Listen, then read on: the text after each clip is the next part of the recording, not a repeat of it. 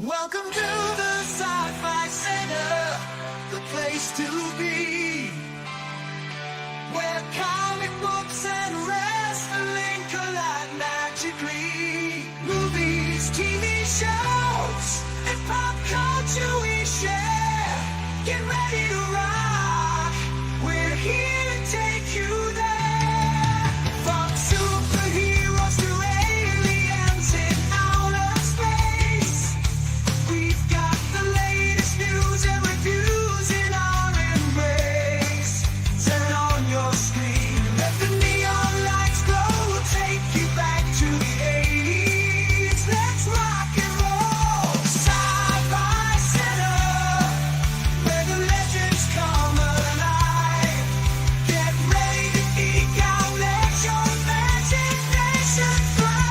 We're diving into the past with a touch of modern flair. Sci-Fi Center, the ultimate pop culture lair.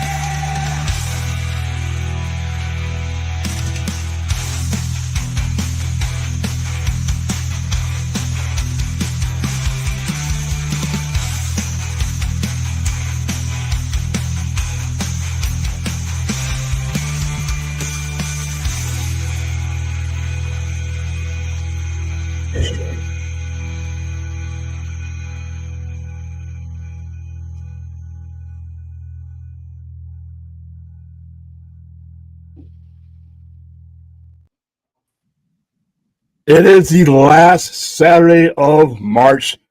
Next Saturday, when we see you again, we'll be into April and closer to the blast furnace that is living in Vegas.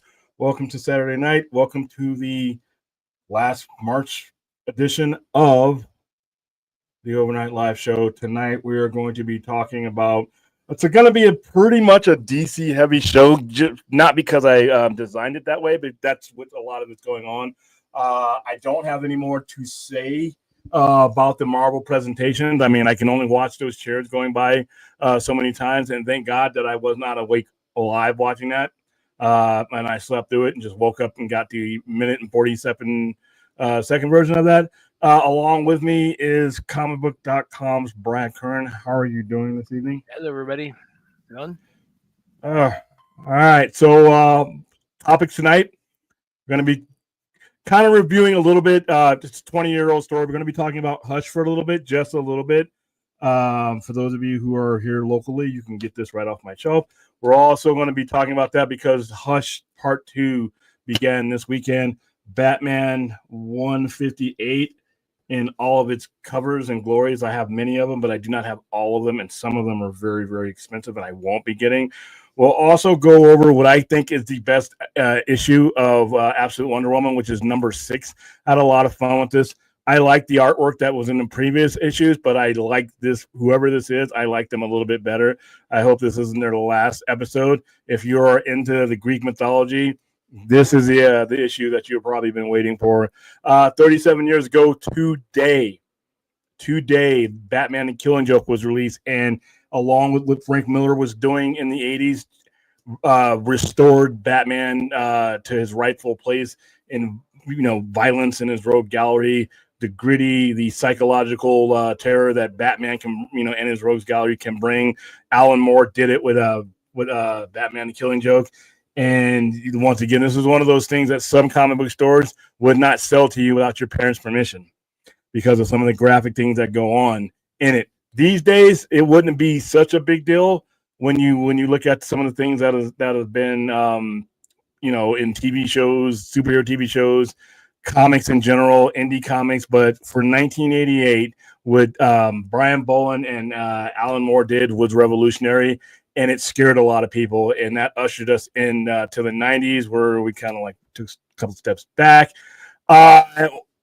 We need a Frank Miller run on on Spider-Man. I got Daredevil in the brain because right now I can't do Spider-Man. I just can't connect with the stories, and it's really hard for me to connect other people to the stories. The more I review some of Frank Miller's stuff because of Daredevil Born Again and a lot of the things that are anniversaries that are popping up of certain storylines, Spider-Man needs a Born Again moment.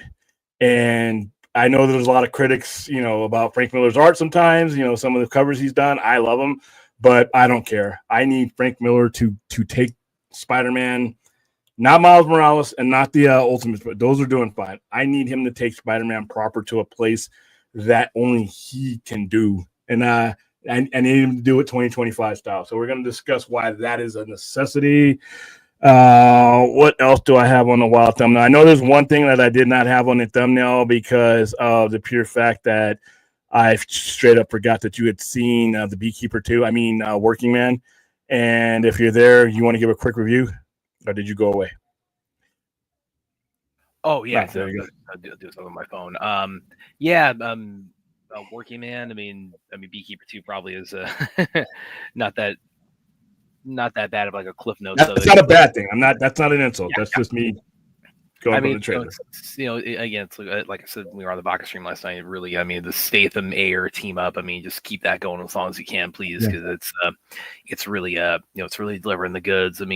If you like the Beekeeper, I think you'll definitely like Working Man. It would really But I did kind of say when we were doing the watch party earlier, I'd sort of compare the if you compare the two side by side, they're actually not that far off in terms of like pacing.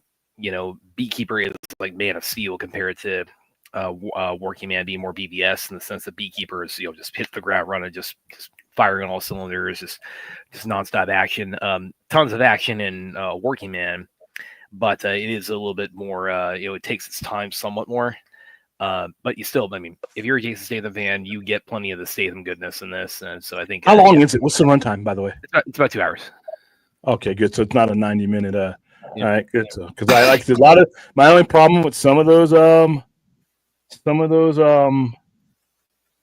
movies is, man, by the time the sequences are over, the fight's over. Yeah.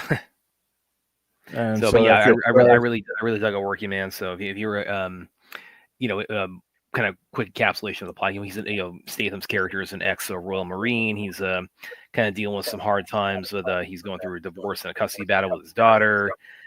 He's working as a construction worker, and the owners of the construction site he's at, their daughter is kidnapped, and they actually come to him directly and say, "You've got the skill set for this. Can you rescue our daughter?" And he ends up going. So it's taken, but or redone with Statham taken. Yeah. So again, like David Ayer, like he really understands. Like I said, understands like how to use Statham and the appeal of Jason Statham.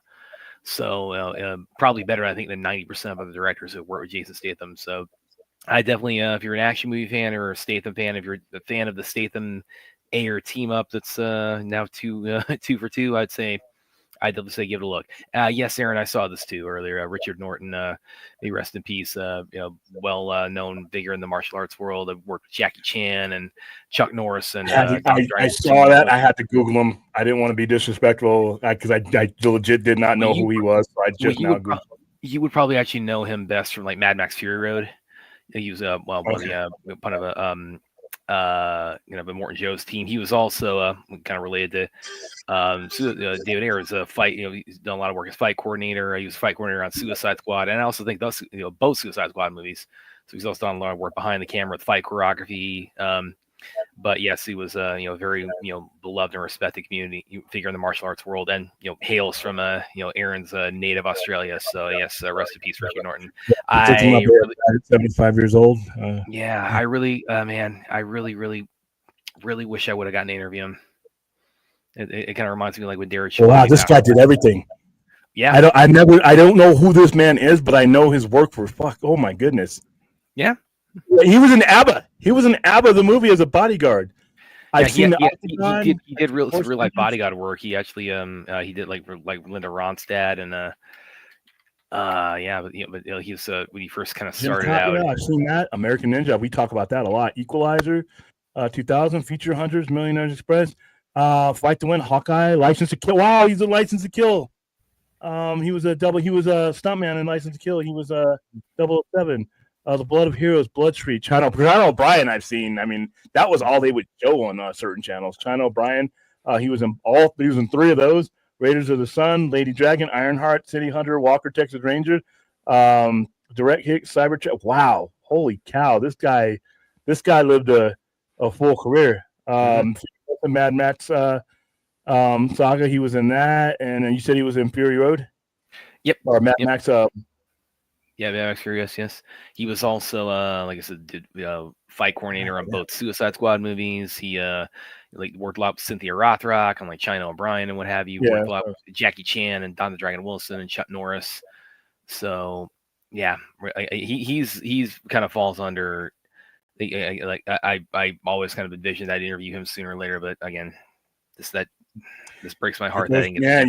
Yeah, if you get the chance to meet or interview somebody in your lifetime, I don't care how young or old they are, do it. You don't know how long these people are going to be here, or what they're going through, or what could happen to any of us. It's just, man, that's why when I go to these conventions, I make sure I meet, shake hands, get my autographs, get my picture, because I don't know. Not everybody's going to be like William Shatner and live to 2,000 years old. Some of these guys, I mean, I'll never meet Chadwick Boseman. He was young when he passed. I mean, so yeah, if you get a chance to meet these people at any experience, and if it may cost you a little bit, but just trust me, it's going to be worth it when they go. But rest in peace. Wow, like I said, that just goes to show you don't necessarily have to know these people for them to have affected your life, because he half the shit on I seen, and a lot of it I enjoyed. RJ, what's going on? By the way, before I get to him, Martian Manhunter is awesome. Ultimate. Damn, I see. I got. You get. If you guys can see what I'm looking at right now, my brain is scrambled just by lifting up my head and seeing all the stuff I got. Absolute Martian Manhunter is weird. It is you. If you go into thinking that, if you think mainline Martian Manhunter, this ain't it. It is at the same time. But we'll go over that. I haven't had a chance to read it yet, but I know enough about it to know that this is the definition of a reimagining. And when you look at these goofy covers that they've made, you look at it and like, what is this? What the hell is this Lee Stack looking thing? This is one of the variants of big ones. It all makes sense. I'm not going to say it's my favorite one. It's really good though, and it's weird, man. We're going to go over the premise without spoiling it, but that's one of the things we're going to cover. RJ, every single Jason Statham movie, an older action star trope movie, you've seen before, and it's not a bad thing. You get what you pay for. It's the same thing as me. Yeah. I listen. I when I go see this movie, I clearly expect to see the same stuff I enjoy, and I'm okay with that. There are times when I want to go to a movie and I want to be intellectual and I want to, food for thought and all that stuff. Sometimes, listen, I just want to see people get their ass beat, and all I need is a small motivation. Hell, Beekeeper, when those guys rip Prince and her friend off, that was all I needed. He did the rest. And any of these movies he's been in, a lot of times I don't even know a reason. It doesn't need to be just give me a basic framework or a story and let the ass beating begin. Every time, hey, what's up? Every time these two have teamed up, I have not been let down. I got the everything set up on the front wall, right in the front wall. If you want the higher end variant, I got them behind me for a Martian Manhunter. But everything with Hush is right there. All the variants are right there. Just let me know. Oh, except for this one. This one's the Virgin variant. Okay, so I didn't put that one on the normal show. Let me know if you're interested. But sorry about that. Live comic store. I'm okay with it. Like I said, when we saw the trailer for Working Man, I'm like, it's Beekeeper. It's Beekeeper. It's Beekeeper without bees. And you know what? According to Brad, it's not going to let me down. And this is a movie where I can, if Brad gives me an opinion about it, and because he knows how I feel about Jason Statham, I'll go see shitty movies if Jason Statham's in it. Some of the movies Jason Statham's been in have been absolutely fucking dreadful. They've been really bad. Your belief is like, no, what is this? You're gonna take the bomb off the bottom of the car. Like, how? What? But even when he's not doing martial arts, he's just fun. He just seems like he's having fun at this. Both Megs suck. All right. And the Meg has no problem with letting you know these movies aren't very good, but they're fun, and he's fun in them. So yeah, Jason Statham. I'm you know, I know he got started acting late, but I'm glad he's in it. I'm glad he's in good health and he can still do a lot of crazy stuff because I really do. Hey, you know what? David Ayer's next movie, The Taxpayer. I'm there. I'm there. And if it's Jason Statham as the taxpayer, Beekeeper 3 under a different name, I'm there, man. All right. When it comes to this canceling Blade, I heard Brad, if you're there, I heard Chad Stahelski was being viewed as the director, and then I hear other people spreading rumor that it's being canceled. And somebody sent me a link saying that it looks like I got my wish. No, guys, listen. I don't wish for Blade to be canceled. I just don't want the movie made until the people that are making this universe are ready for it to be made. There's absolutely no reason whatsoever to do a Blade movie unless Kevin Feige is ready to do a Blade movie. You don't want some mediocre bullshit that just got shoved in just because somebody wanted it quicker than it needs to be. When Blade, Mahershala Ali arrives on the Marvel Cinematic Universe screen, that's when it's time. And whether that be in a year or 2 years, 3 years, 5, whatever that happens, that's when it's supposed to happen. I'm going to trust the guy who, for the most part, has planned out his universe and got maximum advantage out of it. So I haven't heard from like actual, you know, high-end sources. I've heard rumors that it was being canceled, but once again, it led to nothing. Every time I Googled it, and I was watching Camp the other day, where they weren't, not only was it not being canceled, it was your guy from John Wick was being eyed as a director. Yeah, I saw that too. That's I don't know if that's substantiated yet, but I did see that rumor floating around. Yeah, and the rumor about the Stahelski was more concrete than the cancellation. So I'm going to have to answer this, Omega. I don't know yet. But like I said, with everything coming up, I'm going to bet somebody a free comic, I guess, that both Blades, you will see them in one or both of these two movies. You will see them in one is going and one is coming. Because I think that's how they're going to do this transition. And when you're done with all of this, the newer versions of these characters are going to be the ones that you go forward with, and the older versions are going to get consolidated. And which I think is, if that happens, that's kind of cool. That's really kind of cool because nothing is more, I think, important to a customer who is invested into these characters and in as many years as some have been around. To the last thing that they see is something pleasant, something cool, something kick-ass. So I'm all for it, even though that means there's going to be 4,000 Avengers in this movie, and I got to go to the bathroom 3 times because it's going to be 4 hours. But that's fine. But as far as I know, I don't know Captain Charisma. Haven't seen you in a couple of hours. You've been here. It depends on what you're into. Fourth, I mean, I think it's going to be fun whether you stream it, whether you go. I'm going to go to the movie theaters hopefully and see it before it's time, but. If you're not into, it's an acquired taste too. Not everybody's into. I found not everybody's into Jason Statham's type of movies, and I'm okay with that. They check my boxes. I'm happy. I have not. I can't name a movie that I've seen with him that I didn't like. And like you said, like some of them are like knowingly, you know, like the Meg or like Crank or Crank is bullshit. Crank is complete bullshit, and it's fun. Yeah, it is. So it's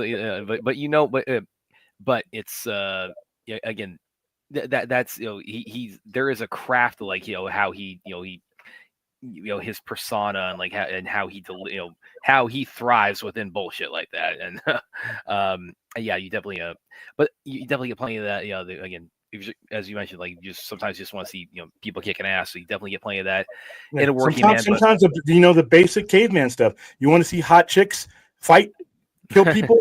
Or get on a motorcycle or something and do that. You want to see the dude beat up the meathead, the guy who's wronged everybody. It's sometimes it's not as complicated as some people make it to be, and then sometimes it is. Some movies I don't want to be fed that. When I go to see a Denny Villeneuve, I want to see that complexity. But when I want to just let off some steam and watch people get thrown through something, I go see these movies. To answer your question, Mighty Rex, that is Absolute Wonder Woman. That is the main cover of Absolute Wonder Woman #6, and I'm going to be bringing that up here. And the thing about what Statham is doing with Ayer so far is that they are like changing up a little bit of like this. As I said in the box stream last night, they're changing up kind of like Statham's formula a little bit in the sense that he's less of an anti-hero in these, and he's more kind of like a righteous crusader. and there's a little bit more like kind of complexity in terms of a lot of the backstory and the plot, particularly in the Beekeeper.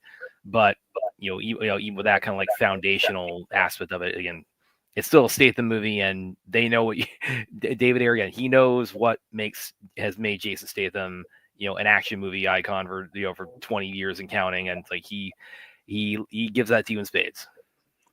All right, I think the X-Men Doomsday will be based on the Fox, but be a variant of them and more. I not only do I think you're going to see the Fox X-Men in there, I think you're going to see X-Men that you haven't seen at all in there, because we've only had movies to depict certain versions of these characters. Doesn't mean that other versions of these characters don't exist.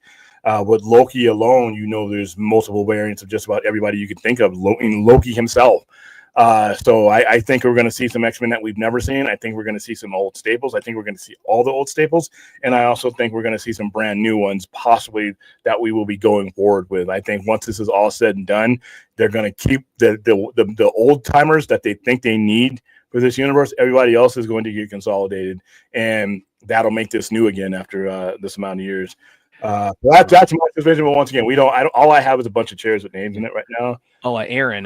Yeah, definitely. And funny you should mention that, because Bren on Facebook and Instagram, he put out a very heartfelt post I saw a little bit ago about you expressing his condolences.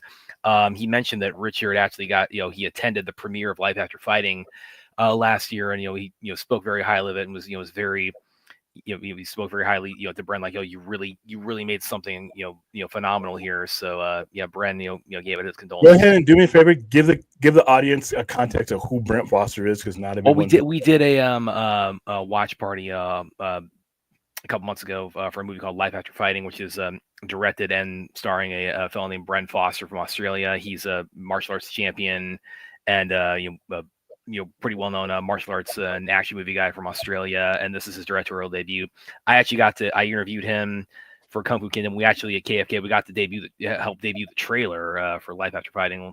If you're at all a fan of action and martial arts, I highly recommend Life After Fighting. You will get your money's worth 10 times over with it.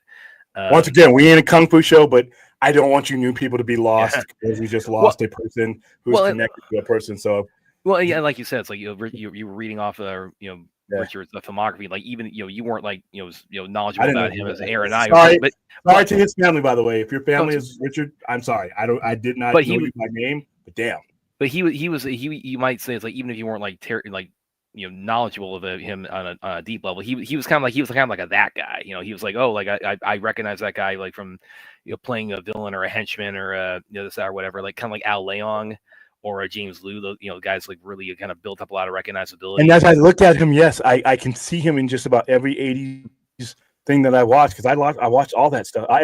Almost everything he was in, I watched, and I didn't know he is. So Richard Norton's family, my condolences, rest in peace, man. That sucks that I couldn't appreciate you while you were alive in that respect, but I hope I did on an individual basis when I went and saw your movies. And he doing a lot of stuff that I saw. Yeah, and he was I now regrettably have to put him in the category of a couple other people like Darren Shalabi or Jason David Frank, and the people in the martial arts world. Jason David Frank, don't bring dude. Oh, that one hurts, because every time I think of Jason David Frank, it hurts, not just because of he committed it, but he was the heart and soul of something that just, when the response. I mean, I don't know, were you on the air with me when he passed? No, that was about 2 months or so before we started together.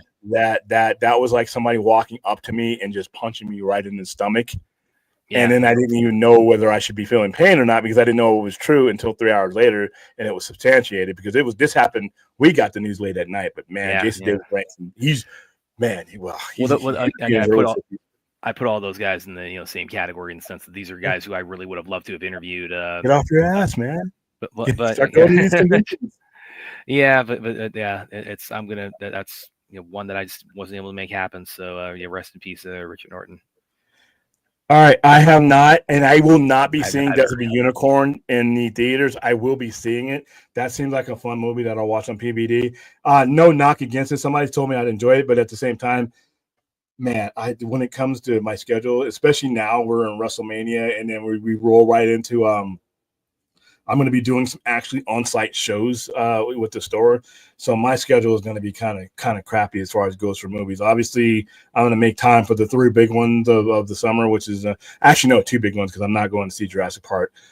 So it's basically Superman and Fantastic Four. Fantastic Four above all else. I will make time, but I will also be in San Diego when Fantastic Four premieres. So I hope I have the same adventure that I did with Deadpool and Wolverine, because that whole atmosphere in San Diego, even if you weren't at the screening that they were all at, if you were anywhere near in San Diego going to see Deadpool and Wolverine, all your geeks were with you. We were all wearing our con badges. So I will probably see Death of a Unicorn on PBOD, and it'll probably be there in about 3 weeks. Yeah, because I mean, again, that's the turnaround now, guys.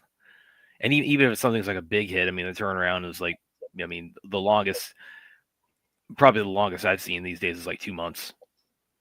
Yeah, and like I said, if you wait 2 months, you're losing out on money. So I don't see them happening. Gonna watch Bill and Ted's Bogus Adventure. Well,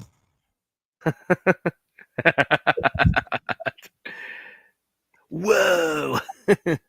I Bill and Ted, and it got Keanu Reeves off to a hot start, and that's all I can say about it. Because it's actually one of the universe is going away. So, it's funny too. It's one of the few, because I'm not the biggest George Carlin fan. Not to say that he wasn't he wasn't talented, wasn't very funny. His kind of brand of humor was always a little too cynical for me. Not to say like if you were a fan of his, I'm not knocking that, but just he never really like grabbed me. He was a curmudgeon. And I was like, So, but he's that was probably my favorite thing that he had done in his career was his role in the Bill and Ted movies. Yeah, I put Bill and Ted movies into those movies. That's like, I don't get it, but have fun. John Campion said the reason why people like the Reacher is because people like seeing good guy beat crap out. Yeah. Everybody, whenever you can add violence, you put yourself in the shoes of somebody who's been wrong, because everybody gets fucked over every day in their lives, their job. You get cut off on the road. Something happens. Something happens where you just absolutely want to grab someone and beat the hell out of them. And no one wants to say that out loud. No one wants to admit that they have that crisp backhand that you want to give somebody that's just getting on your nerves, but because of jail time, lawsuits, all kinds of other things, you just don't do it. So when you watch these things like Batman, or you read these things like Batman, or you see Reacher, or you see, Daredevil, and you see all this kind of stuff, that is your avatar.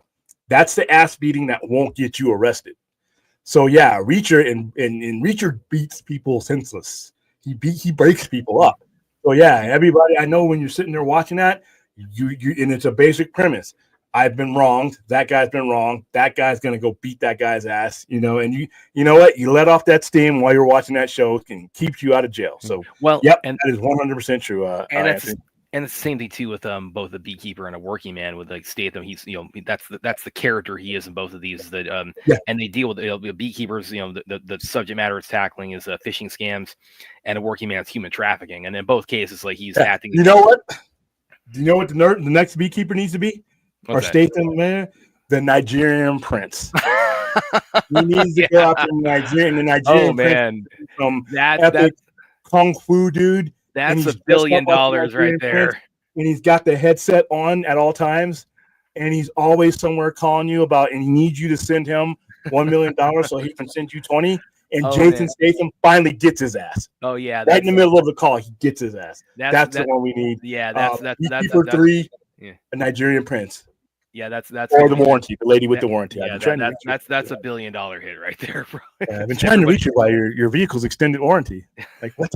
What are you talking about? what was Fourth suggest? Like the next one's gonna be like the tax man, the tax player. And I'm like, yep, that dude, you need to copyright that so they can pay you for it. Taladia, whoa, I almost fucked up my own name.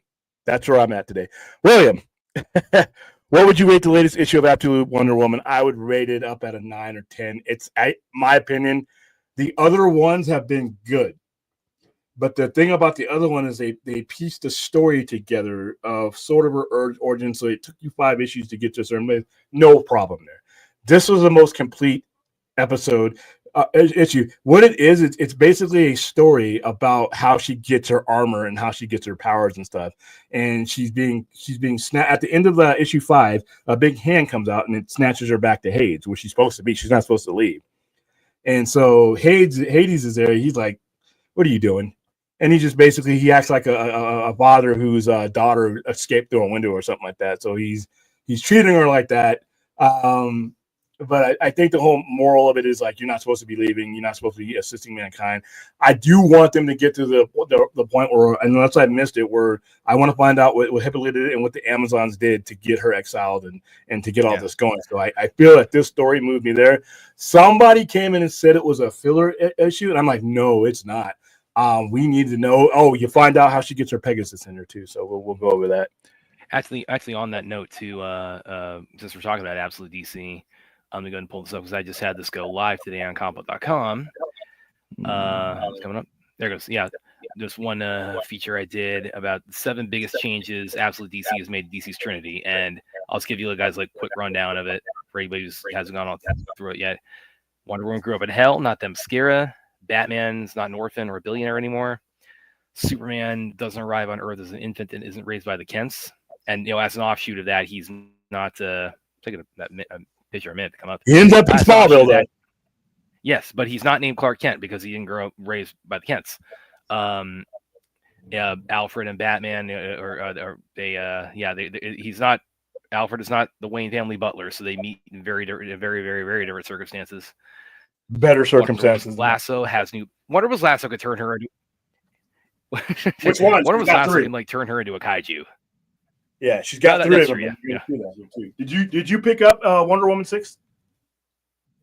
Did you pick up Absolute number 6? Not not yet. Yeah, that's those that and Martian Manhunter. I haven't gotten those yet. I'm gonna go get those next time at the comic book store. So next big change, Superman has an AI tech suit. The AI is named Soul, SOL. So he has a little bit of like a AI support system. And Superman and Lois Lane, they start out as adversaries, they start as enemies. So I'll go ahead and share the link in the chat with you guys. But these are the 7 biggest changes that Absolute DC makes to Batman, Wonder Woman, and Superman right from the jump. And again, we are just getting started here. It's even with like how they've gone through the first 5 issues of all of them, we're still like just scratching the surface of what Absolute DC is doing. Okay. So on that note, so Anthony asks, William, what are your thoughts on the first issue of Absolute Flash and Absolute Martian Manhunter? Well, I think you shared your thoughts on Absolute Flash already, didn't you? I think we had to step away for a second.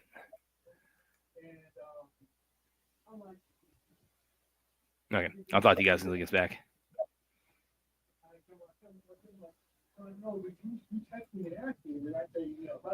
I think I hear a sale going on. I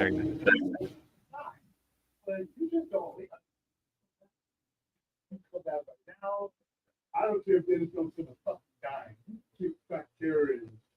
Oh, I added on an extra discount because of that. But that really always threw me. I'm like, you don't do that, dude. Oh, whatever.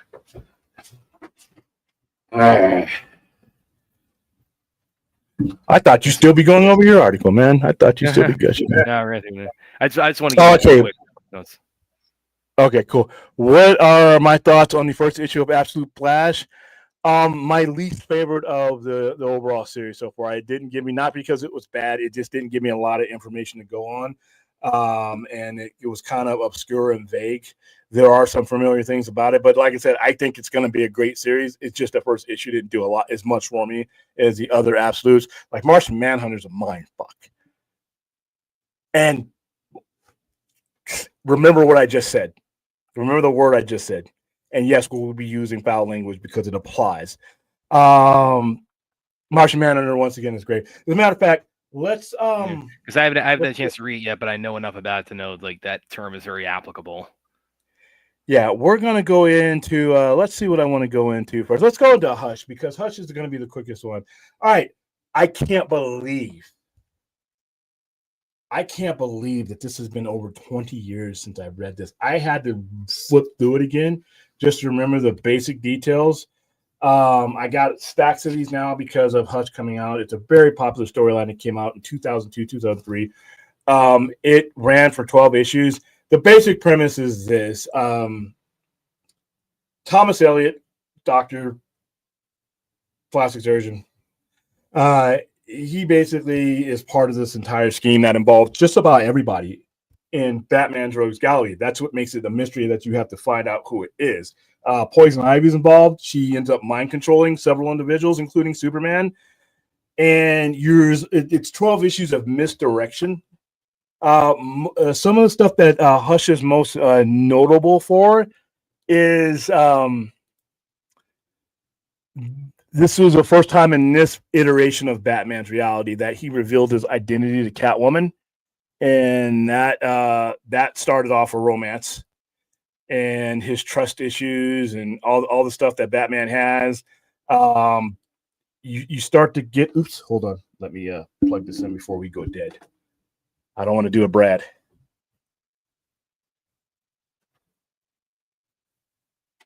While he was doing that.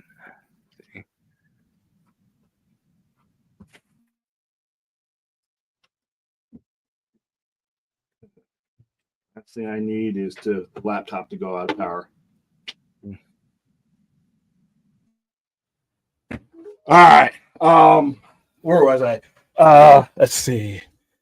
Catwoman is, and this is a lot of people consider this to be Jim Lee's best work.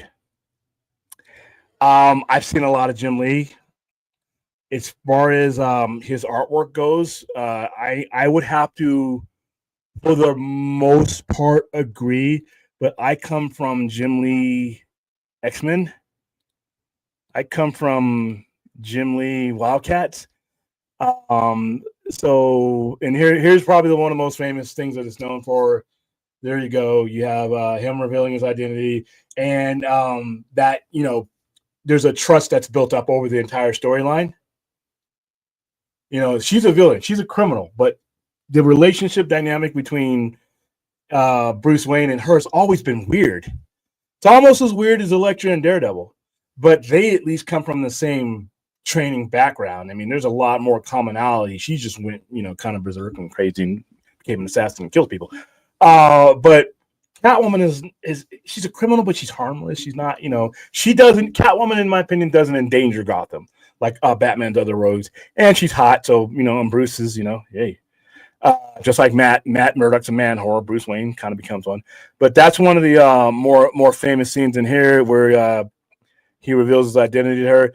Now, what Hush did, the original Hush, is it literally was a tour de force of Batman's Rogue Gallery, period.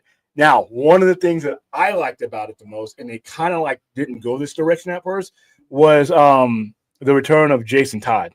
Because I gave no shits about killing Jason Todd. All right. None whatsoever. None. I did it. I dialed the number. I did it. I'm proud of it. He needed to go. However, the way he's brought back in the storyline. Now, originally, when he comes back, Batman doesn't believe it's him. And it wasn't, from what I understand, wasn't meant to be him. It was Clayface. When he beats him up, Jason turns into Clay. But later on in the story, after the story, I think they go into his grave and there's nothing there. And what had happened is, it turns out after they retcon some shit that Jason Todd that he fought in the graveyard was indeed the real Jason Todd, and he had gone into the Lazarus pit. The Lazarus, okay, I'm never able to do this. The Lazarus pit is figured prominently in here. The ultimate person behind all of this, because the misdirection goes into Harvey Dent. Harvey Dent has used the Lazarus pit to heal his other side of his face, and he's wearing the bandages, so they think it's him, but it ends up being Thomas. I can't even remember his name. It ends up being him, which was sort of a letdown for me towards the end of the story. Then I realized, and Batman realizes, that's not the boss, because there were certain references that each of his enemies used, because they were all acting strangely. That was one of the things where every time the Joker, every time the Batman would go up against one of his Rogue Gallery, they were acting out of character. There was one one that was not, and that would end up being hold on, let me get my. That would end up being the guy that was behind it. Now, for those of you who have, obviously it's been 23 years, have read the storyline. I don't know if this is much of a spoiler. I guess it's how long do we have to where something's not a spoiler? I give people like 2 years, and then I think it's Okay, so we added 3 to this. All right, but I am going to show you one of my. Well, come on, StreamYard. I am going to show you one of my favorite scenes of the whole thing was like I said, the confrontation between Jason Todd and him. Like I said, this fight, it was supposed to be Clayface because Clayface was one of the ones that was under the mind control. Later on, it ends up being him, and obviously, in the subsequent years, Jason Todd has come back now. He's Red Hood. He's a much better version than the one I voted to kill. So I'm okay with it now. Not that I felt any guilt. Fuck him. But yeah, Jason Todd's part in this. Now, ultimately, Harvey Dent. They mislead you to thinking it's Harvey Dent. Ultimately, they get to the point so we can get on that Batman 150. It's the Riddler. It ends up being the Riddler. For those of you newbies who have not picked up, if you haven't picked up Hush.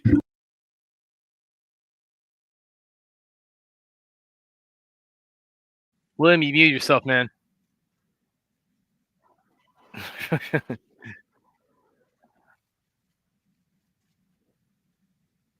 Still mute, man. The new mic plug doesn't quite fit into the old the FireWire because it didn't come with its own FireWire. So I have one that barely fits, and it keeps coming out every now and then. That happened during the watch party. Yeah, that happened today, and I realized what it was, and I'm like, all right, but I can fix that. This is a good jumping on point. Did you get that? Hilarious. It's a good jumping on point, especially now. If you are looking to get into Batman right now, and you not just want to read some stuff, you want to get something to collect, get Batman 158. Right now, a lot of stores ordered. They didn't over order, but we ordered enough, right, to not run out. It's a good issue to have. I don't know. I don't think this is going to last 12 issues. I think this feels like a 6-issue storyline. To answer one of the reviewers' question, that's Absolute Wonder Woman #6. That's the A cover. That lasso figures prominently. This is the best issue of the series. Nice. So we're gonna go with Batman. Let's see.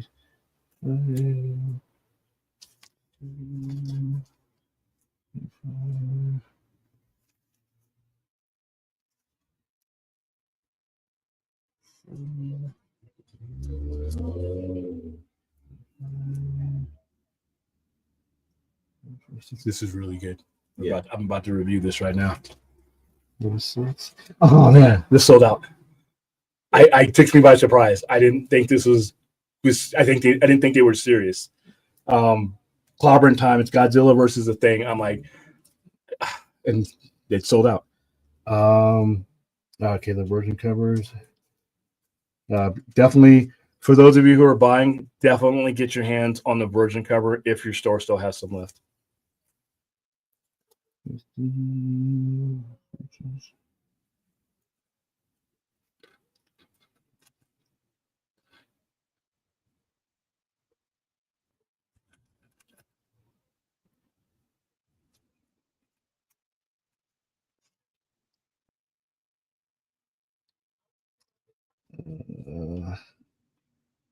125. That's giving you a discount on these X-Men because I know I keep them out of the circulation for you. And plus that last time. That pissed me off. Sorry. Let me do this real quick. Card. Yeah. So you're buying everything that I'm about to recommend on the show. Nice. We're gonna let William finish up his sale he's doing here. Yeah, everything that I'm about to go into. But see, I told you Absolute from the day they announced it that you needed to jump on that. So yeah, I hope everybody that I talked to that I told to make sure you're on the ground level when they do Absolute. I hope everybody bought it. because now they're going they're fixing 6 covers that are really cool.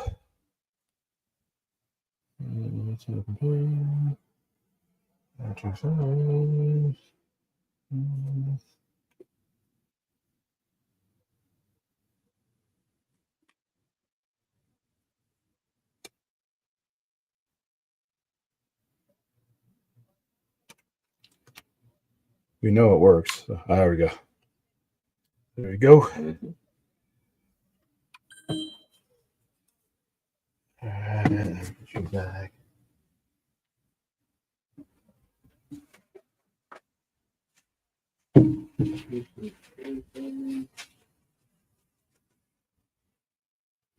There we go. I got get those 2 X-Men Doom ones. You want those? I guess next. Definitely a You need nice me finder. How much? Yeah. Those 2 are pre-200s. What? I would do 20 a piece. I would do 30 for both. Okay. We can do that now. You want to do it now? Okay. Hold on to that.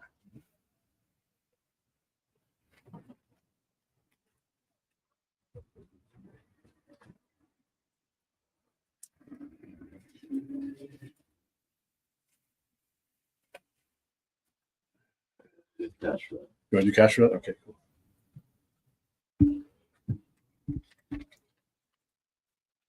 I think I got a 10.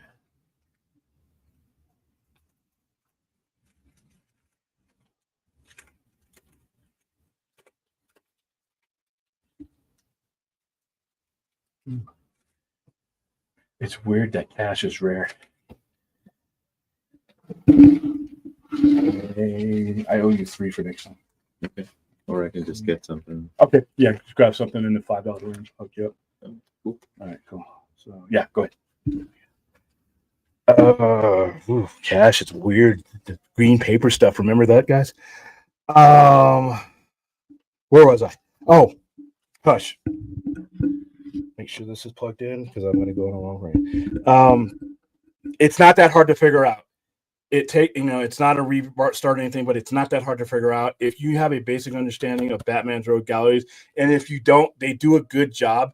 It's almost like they knew that this was going to be people's first adventure with them back in 2002.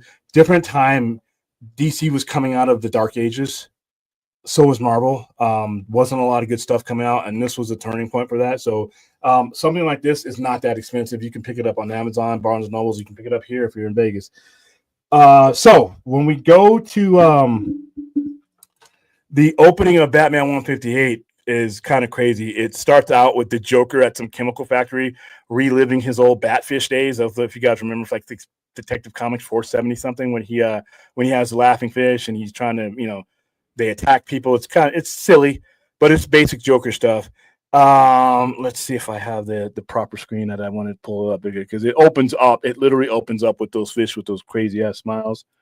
And I think here we go. Here it is. Okay, so it's this one right here. The fish are a different one. I'll get to that one. So Windows. So there's some of the artwork. Like I said, Jim Lee's art in this is stellar, man. It's great. I usually am a fan of his stuff when it's more light and colorful, but the basic colors that he does with Batman here in issue 158, just the opening pages alone are great. So there's that there where he's fighting Joker's goons. Just a typical opening to a Batman story, but it's not. There's a twist there. It's not about the Joker. Now, I don't know if I should pull up it's not really a spoiler because Hush is involved, so that's not a real, he's the real villain here. Joker is not. Batman actually gets his ass kicked here by the Joker, which is kind of lame, with a crowbar, by the way.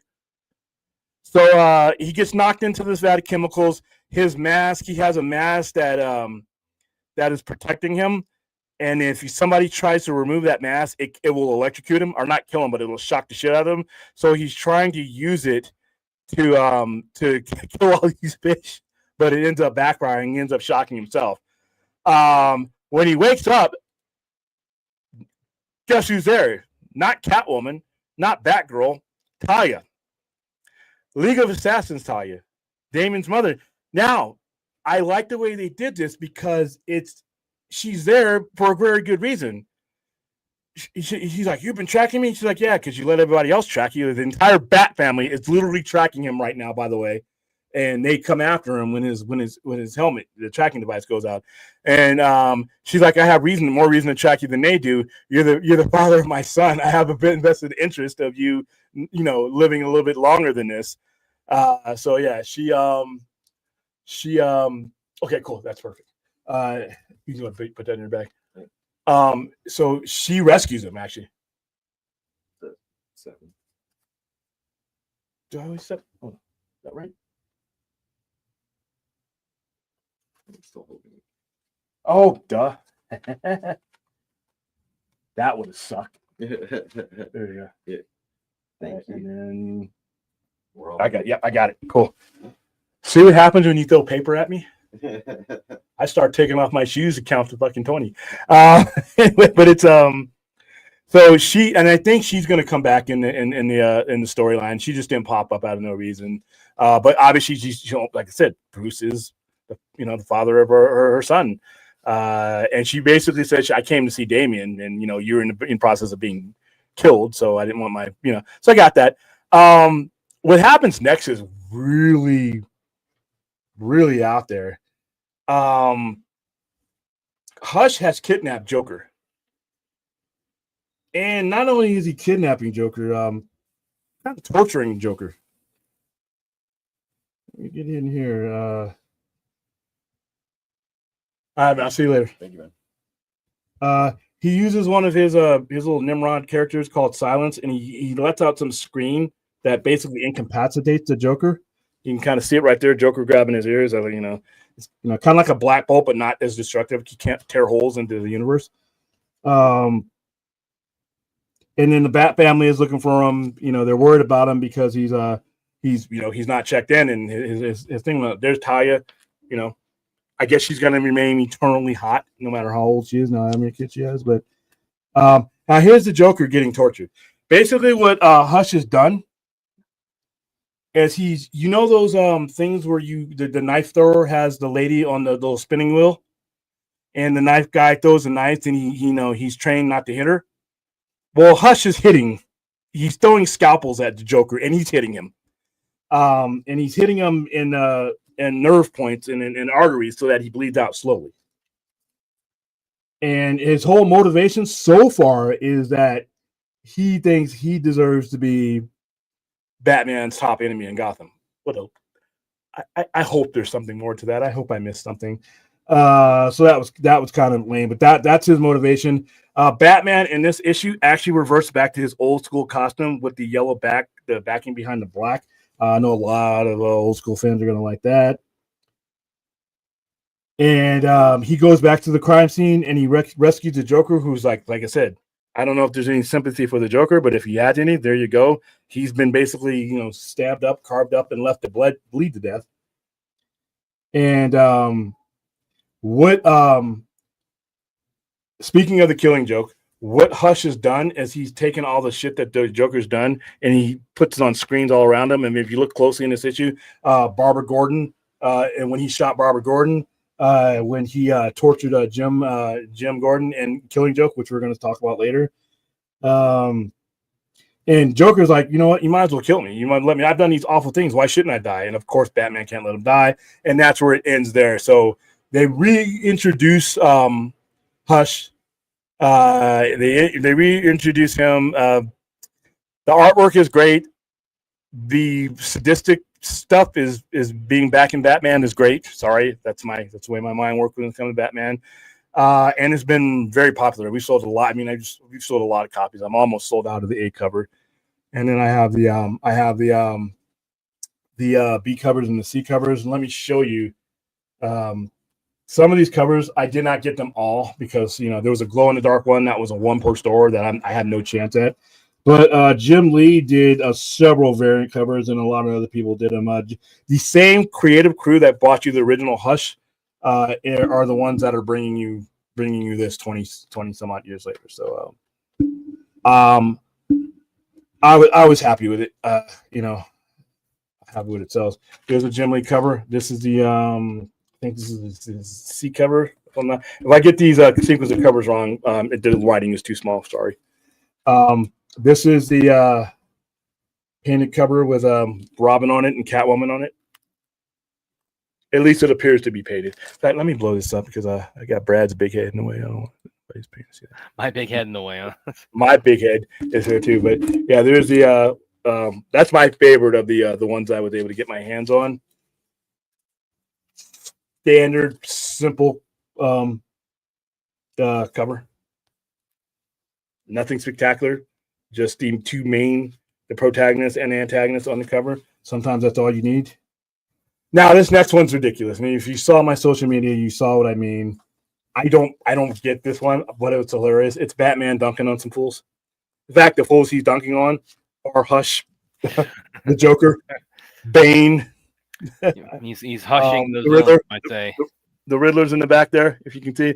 It's hilarious. If you want a closer pick, you can go on my Instagram site. I put them all on there.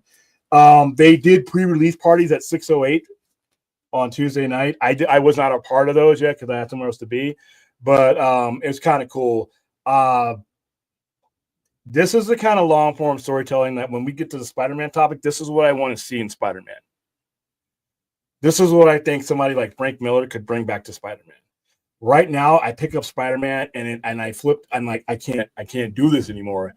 I think sometimes characters get so far away from what they are that they're no longer recognizable and the stories are no longer appearing. Now with Batman's got two aces because not only do I have people coming in for Batman, Absolute Batman, but most of us, I'm putting my Absolute Batman in. Not only do I have an Absolute section, but I put Absolute Batman in the Batman section. So one way or another, if you're into the older stuff and you give Absolute a chance. If you're vice versa, if you're in Absolute, give the normal stuff a chance. So, but with Batman Hush, now this might be one of the best selling months of Batman in like years. So happy to have Batman Hush here. Once again, it's a very important storyline. It's one of the most successful Batman storylines in the entire run of the series. It's immensely popular, and all the people that were working on it, for most of them, the principals are still around to do this. Jim Lee doesn't do a lot of complete comics that much anymore, I believe. I think he does a lot of covers, and there's a lot of covers for him to do, but he is the illustrator for this. But like I said, now some of you, if you were literally coming out of the shoot that the day that this was released, you're 20 some odd years old. So I hope that if you were not collecting comics then, and you're hearing the hype about Hush too, do what my customer just did. He bought both. He bought everything. He got this and he got Hush and he got the variant covers. He's a Batman collector, but older issues, not any of the stuff that's happened. He'll get some of the stuff from the 50s and 60s, it with an opportunity, but not a continuous Batman collector. So he's kind of like a newbie. So I think it's great. Let me get back to the chat because we just reviewed back-to-back comics, sort of. Let's see. I think Blade would have worked well as a self-contained movie. They didn't want a self-contained movie for Blade. They may have made an announcements and everything else, but like I said, we would have it if they truly really wanted that. We would have it. I think Blade as a self-contained movie to start with is a horrible idea, but that's just me content wise. I think that Blade, the kind of character that Blade is, walks hand in hand with everything that is Doctor Strange, and I think he should appear either in a movie, a Doctor Strange movie, or alongside. If he's going to appear on these next movies that Secret Wars and Doomsday, he needs to be side by side with stake in hand, standing next to Stephen Strange. To bring him in any other way, in my opinion, undercuts the character, because that's the way the strength of his characters in comic. He was one of those in-between type characters at first. He was introduced as a guest character because that's what he is. He was introduced as a guest character that rode off the strength of the other metaphysical characters. Dracula, the wars that Doctor Strange had with Dracula, all these guys were there with him. I mean, so when they had the Montesi formula, there was a time or Doctor Strange killed all the vampires with a formula. And the only reason why certain ones didn't die, I think Hannibal, one of them didn't die because he had never drank human blood. He had gone to like the butchers and drank blood. So as long as he didn't drink human blood, the formula didn't affect him. And Blade, because Blade was the same, and he was only half, and he was Daywalker. So those two survived, and everybody else was wiped out. That's the kind of story. Right. Yeah, that's the kind of story that Blade should be bought into. I wouldn't be so quick to do a individual Blade. Yeah, that lasso is brutal, and how she gets the lasso, we're gonna bring it up here in a second. Let's see. I don't know if we're getting an absolute booster gold. That kind of like makes my stomach sour, but hey. What am I cutting up off screen? I was dealing with a customer. The donations don't go to me. The donations go to the American Foundation of Suicide Prevention. We don't get any of that. Any of the nearly 17 grand that we raise, that goes directly to, it gets split between the Las Vegas chapter and the national chapter, but we don't get any of that money. That goes to a better cause. But yeah, I've done all right today. Saturday is my biggest day. Saturday is the day that I open from 11 a.m. and I'm open till 12 a.m. So I'm open for another hour. But like I said, I have people that work in Vegas that work 24-hour jobs. They work casino jobs. I have things going on. We have restaurants that are open and casinos that are open just within my site. And if I can see them, they can see me, because I got a big open sign and I got a Green Lantern sign that you can see from literally a mile away. So I take advantage of being in a city like Vegas that has people roaming around my plaza for good reason for this time of night. So I hope Superman sales go out, because like I said, Superman needs something to help it sales. Absolute Superman is doing all right. Action Comics lately is doing better because some of the things that they're doing with All In and some of the storylines, they've taken some good risk with these storylines. So it's doing a little bit better. But if the movie can help get more eyes on Superman, that would be great. Batman is easier, but Superman's the one. If you can get your two oldest characters clicking on all platforms, you're really doing good as a brand. So do I. It's cash is weird because, like I said, I deal most of my that guy that you didn't see him. He's one of my locals, but the majority of revenue the store pulls in is because of where I'm located is tourism, and tourists don't carry cash that much. Mostly, I mean, I could go a very long time without seeing actual paper money from those particular customers.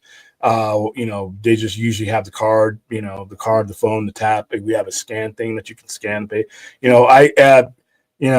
All that stuff. I rarely get cash from that segment of customers. So, and it's easy.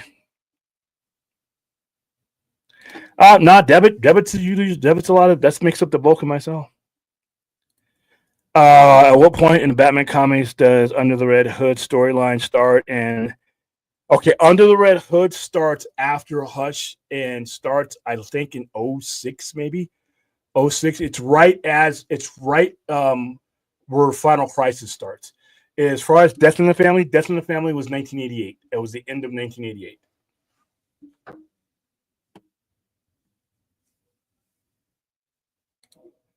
Williams 5K. Oh wow, this goes back to when we were trying to get the 5,000 for the fundraiser we were doing. Let's see. All right.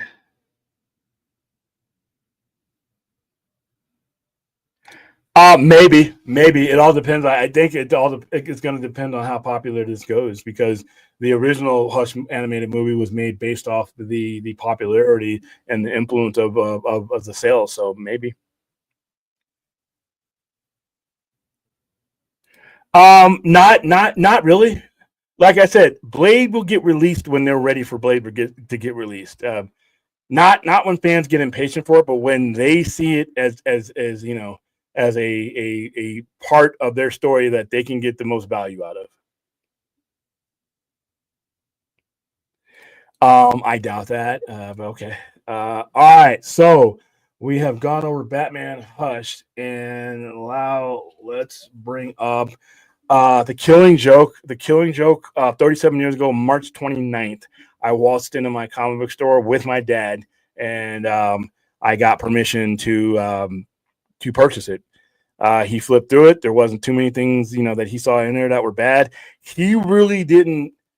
He trusted me because this is the same man that's taken me to Friday the 13th, Halloween, Aliens. Before I was double digits in age, the old man had taken me to or fantasy of all sorts. So when we had to get a permission slip to pick up the Killing Joke, he was like, he looked at it, big deal, and said it was okay. And I never had to have the old man back for that again, as far as that goes. Like Gary, my comic store owner, and Mike, they just said they knew what my dad was okay with. The main reason why the Killing Joke needed that kind of parental guidance back in 1988 was what Joker does with Barbara Gordon. I didn't use those as far as my references because they're pretty graphic. They were graphic for 1988. Alan Moore. I don't know if it was Alan Moore's credibility that allowed him to do some of the things that he did in Killing Joke. I think it was Frank Miller's credibility with what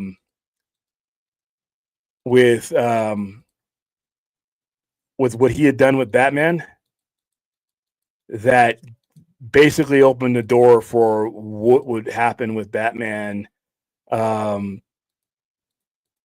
years later. And once again, when you're talking about Batman, we're talking about pre-90s Batman. We're talking mid-80s Batman. Frank Miller kicked the door open, and the editors kind of sat back. Alan Moore at that time was pretty respected. V for Vendetta was one of the best-selling comics out there. As far as non-associated with superheroes. So when they allowed him to do this, it's one of the most controversial stories. Now, all right, so basically the Killing Joke starts out. Batman, and this is what makes this Killing Joke so great. It's not just the Joker is crazy. Batman's losing his mind too. Batman is going to Arkham Asylum. For those of you who haven't read it, spoiler alert, it's 37 years old. He goes to Arkham Asylum, and he basically, for some reason, wants to express the joke to Joker that we're on this collision course. One of us is going to get killed. Maybe me, maybe you. And he's trying to reason with the Joker, and so it doesn't have to end this way. I don't know what possessed him to reason with a crazy man. But it turns out when he grabs the Joker, the guy starts laughing, and it's not the Joker. He grabs the Joker's hands, and he looks at his hands, and it's white paint. That's when he realizes the Joker is out on the loose. Interlaced throughout this whole thing is the supposed origin story of the Joker. That's where you first see the Red Hood, because he's a two-bit criminal that gets talked into robbing an Ace Chemical Company. And Batman is there, and he's running from Batman, and he falls into the vat and becomes a Joker. He has a whole bunch of things, and when you look at the original Joker, this sort of influenced the original Joaquin Phoenix Joker because his pregnant wife ends up dying in here, and he just has a cascade of events. The story is built so that you can relate to the Joker's pain. And the point of the story is that the Joker wants to prove to Batman that your methods are meaningless. Everyone is one awful moment away from being just like me. And Heath Ledger's Joker would use that. Joaquin's Joker would live that. And what he ends up doing is he goes to Commissioner Gordon's house, kidnaps him, beats him up, kidnaps him, shoots Barbara Gordon, who we all knew was Batgirl at the time, right through the spine. And she would be in the wheelchair. This story was originally not to be canon and not to be referred to afterwards, and it ended up being referred to a lot. Because obviously you see Barbara Gordon in the wheelchair for years afterwards. It's Oracle, and then obviously she would get everything back. But right here, and we're like, he just shot Batgirl and paralyzes her, strips her. And this is controversial. Like I said, any comic book that is available to kids, even though you had to get permission, it's still a comic book in 1988. And takes pictures of her. while she's bleeding out. He takes Commissioner Gordon to the circus where all these crazy midgets, I don't know what the thing was with midgets, but it was creepy. All of his henchmen are like adult looking midgets with like guns and cigars and crazy stuff. And his mission is to drive Commissioner Gordon crazy and Batman crazy, because he wants to show Mr. Law and Order, Mr. Played by the Book, that even you, if I push you to the edge, and then he shows him pictures of Barbara, and to make him feel helpless and like, you couldn't even save her.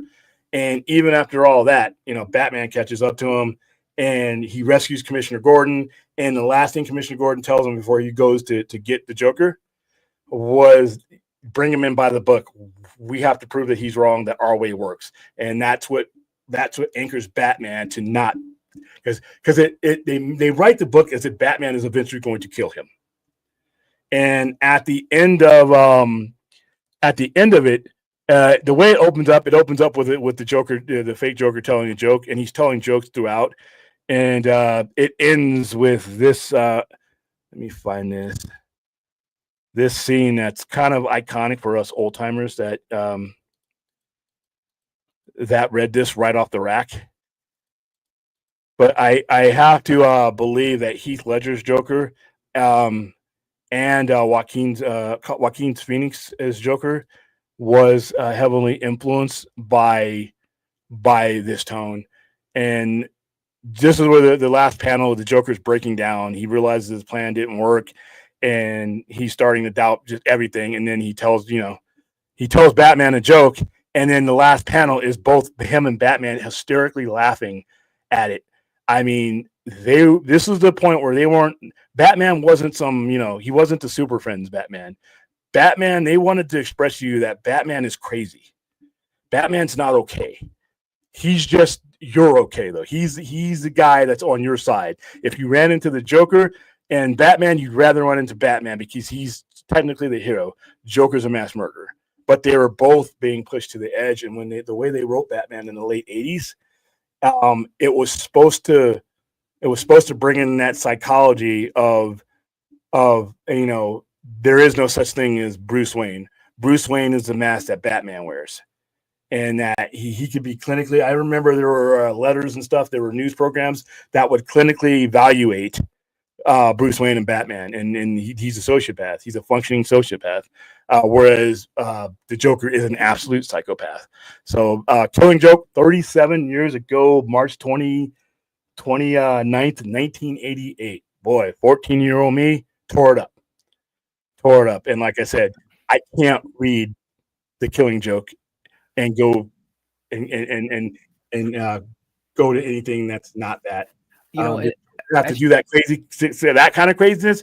No, but this is when I explain to you guys, and we won't delve into the whole cartoon thing. When I say there are certain characters that are not designed to ever be put in front of kids in certain eras, the Joker is the epitome of that.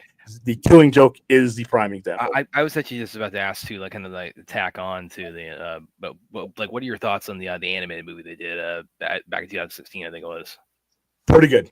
Pretty well, because it caused. I didn't like him banging Catgirl on the. Yeah, nobody liked that. Nobody liked that. And that part, everything else, they went as far as they could, and they actually went further than I thought. They actually showed you as much of those images of Barbara Gordon. You could clearly see what they were doing. Yep. And they came as close to the actual images. If you read the comic, they show her topless, and all that. They show all that. They alter it because it's almost word for word. They alter it to where like Gordon's head's in front of her now, and so you can't see, and then he's hidden. So they went as far as further than I expected them to go in an animated movie. And to me, that DC animation that they've done with the that freeze. All right. The last maybe 10, 15 years, that kind of stuff that they've done, that's the kind of stuff I do enjoy. But the other stuff in the early 90s, that's where the line of delineation is. But yeah, I enjoyed both. And both, by the way, Hush, I thought they did decent job with Hush because there was a lot of moving pieces in Hush. I thought that movie was good. I love The Dark Knight Returns. We've watched that here in streaming parties. I think they've done a great job with those. So I don't know how much money they lost on any of those, but I enjoyed those. But yeah, The Killing Joke, the adaptation of The Killing Joke. I was when I first saw that, I'm like, because when we promoted Joker, the first Joker, Warner Brothers wanted us to show something Joker centric, and at the time there really wasn't anything there. Joaquin Phoenix's Joker, and I wasn't sitting through The Dark Knight. I'm like, if I'm going to do that, we're only going to watch Heath Ledger's scene. But they wanted us to show something feature length, and I'm like, okay, let's do The Killing Joke. And we gave away copies of The Killing Joke, and all the people who showed up to that screening of The Killing Joke were the people that we took with us to the actual the movie when it premiered, and had the bomb sniffing dogs sniffing us out because they thought something was going to happen. All right, what? Oh, Mighty Rice, did your dad see Joker and Barbara Gordon and think of Adam West Batman? He didn't really think of anything. My dad's wasn't a comic book collector at that point. He was one as a kid. Obviously he was actually a grown man when Batman 66 hit. He's joining the military by that time. So I mean, everybody was influenced by that, but he also bought the Batman. He was he bought comics out the 50s when they got kind of soft, maybe, but he had, he knew of Batman, and he knew at times, he knew just from when we would talk about what I would bring home, how violent Batman could be. So he had a better idea of that. Alan Moore's best work is Watchmen. If it is for me, it's by an inch or so, because I do love you from Vendetta. Ozymandias, I think you're a little bit biased here on that too. Yeah, but I'm reading it. Madness is like gravity. That's the little push.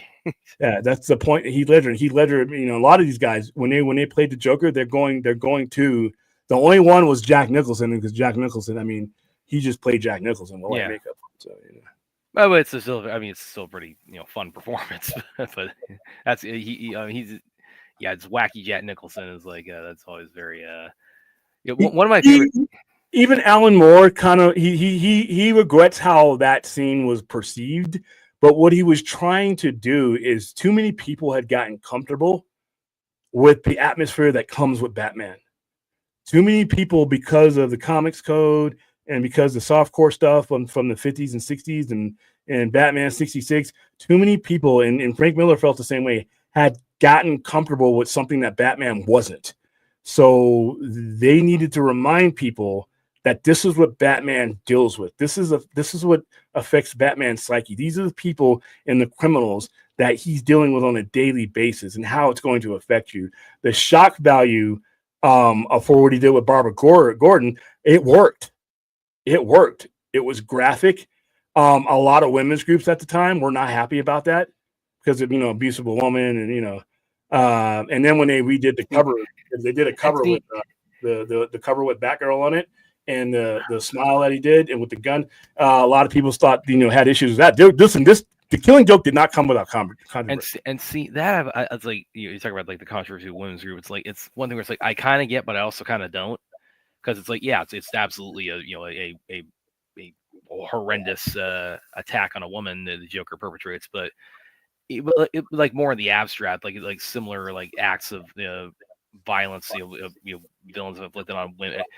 And I don't know, it's like it's always kind of like come to me, it's like, so you're getting I just don't understand, like the backlash kind of boils down to, or it seems to come across to me like you're mad at the villain for engaging in villainous activity, because because I don't think many people would, certainly with his relationship with Harley Quinn, would think that the Joker is like somebody who who treats women well. So, well, it depends on if you're somebody who just watched the cartoon and didn't carry over to the comic, because the way he treats her in the comic is outright, it's scary. It's scary. So I know a lot of people who started off with that series and later on started collecting Batman, and when they saw how he treated her. And it's much more graphic. It's much more explicit. It's much more. It's much more aligned with the abusive relationships that are in real life. Yeah, that's where I kind of say when I see like a kind of a backlash to that, where like the villain and in any kind of media, like being abusive towards a woman, when that gets a backlash, it's like I'm kind of of two minds. Well, on I it, think it wasn't just that; it's what he did to her. It's what he did and how he did it. Yeah, and don't get me wrong, what he does is absolutely horrifying. And then makes Jim Gordon, look. Yeah. And it's just, the most vile thing that you could do to other than rape her. That's he basically subbed out rape. Yeah. And that's like, there's even been like a lot of kind of readings of the Killing Joke where like people have said like, oh, this is a rape, where like they just kind of like omitted the rape scene basically. It's basically and I think what ends up happening, and if anybody who's ever watched Death Wish, especially the first two Death Wish, they open up with graphic rape scenes and Kersey being helpless in both of them, and that's what begins him on his plight. And it's almost like that the Killing Joke was kind of inspired that, and that's what the Joker thought he was going to get. He's going to get this rule of law guy to give up everything that he believes in, and Batman by extension, by doing this horrific thing that directly makes him feel helpless and harms someone close to him in that manner. And Death Wish 1 and 2, it's graphic, it's rape. Death Wish 2 got banned in some certain countries. And again, like really graphic rape scene. And again, let me be clear. It's like, I mean, because when I say that, it's like, I mean, again, I'm not trying to like downplay the act. And it's like, I mean, what the Joker does to Barbara there, I think he should have his balls cut off for that. But again, like we talk about in a fictional context, he wanted to violate her, but he didn't want to cross that line. Yeah, but that's where I kind of always I kind of go back and forth internally when I see a backlash like that, where it's like, I certainly understand on a visceral level, like, being like really just horrified and taken aback by something like that. But at the same time, it's also, the villain does horrifying things, like just but other forms of Batman have allowed you to hide from that, though. Yeah, it's true. Yeah. And once again, we go back to the soft and cuddly 90s. We go back to Cesar Romero, like surfing with Adam West. Exactly. Or you go back to a Joker that's kind of, by comparison, camp when you see an animated version of him. And that's why what you saw in the comic like that was shocking, is because for years and years and years, we've lulled ourselves into this, Batman won't do this, Batman won't do that. Well, the Joker has its limits. Joker's a psychopath. The Joker is a detached psychopath. He does not care about the well-being of anyone. He doesn't care about anybody's pain. Lives mean nothing to him. And unless you are willing to portray the Joker in that manner, then I think it's inaccurate. And that's not just based on, well, that's not my Joker type of talk. It's based on the design of the character from day one all the way throughout his existence. Everybody who has designed and wrote this character and developed that character from the day Finger and Kane created them has established that. And what Frank Miller did and Alan Moore did is they reestablished that. Frank Miller and Alan Moore really didn't reinvent the wheel. They just reminded you that the wheel was there because you've been allowed to forget. And certain iterations of Batman on the different platforms have allowed you to hide from what Batman and the Joker really are. And it's not kind. So that's the competition. But that's that's kind of something that's sort of my mind goes to whenever when there's a backlash to, like, in any kind of popular media where the villain inflicts some kind of horrifying act of violence. Well, it's not shocking when you look at it this way, though. Like I said, if you would have done that in the late 90s, if you'd have done that, and after your audience has been cultivated, where that environment wasn't persistent as it was in certain times during the comic book, then that's where the backlash is going to come from. Like I said, I've had people come into the store who's only who's only experienced with Batman. Their parents, it was the Super Friends and Batman 66 and the Michael Keaton movie back in '89. And then for some of these guys, it was Batman animated series. So if I give you something that is consistent with what Batman has been, and it's shocking, then you're gonna revolt, because that's not you've been able to hide from that. When Aaron says Alan Moore shouldn't have put in that rape section and Killing Joke is unnecessary and cheap as part. Well, like you said, this we were alluding to. It's like he kind of like looks back on that with some regret now. But here's the thing, and I call it the Freddy Krueger conflict. So Freddy Krueger killed kids, and more than likely, if you grew up in the 80s, you know he wasn't just killing kids. Yeah, he was doing work. He was. There was the 2009 movie goes a little bit more. The 2009 movie basically comes out and says what everybody already knew.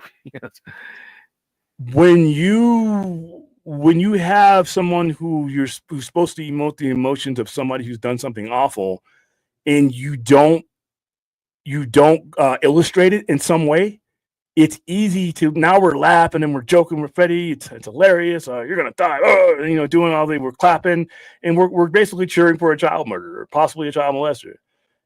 So if you're going to try to take your reader on a journey to where they feel the emotion that the story is supposed to happen, you have to have something that does that for them.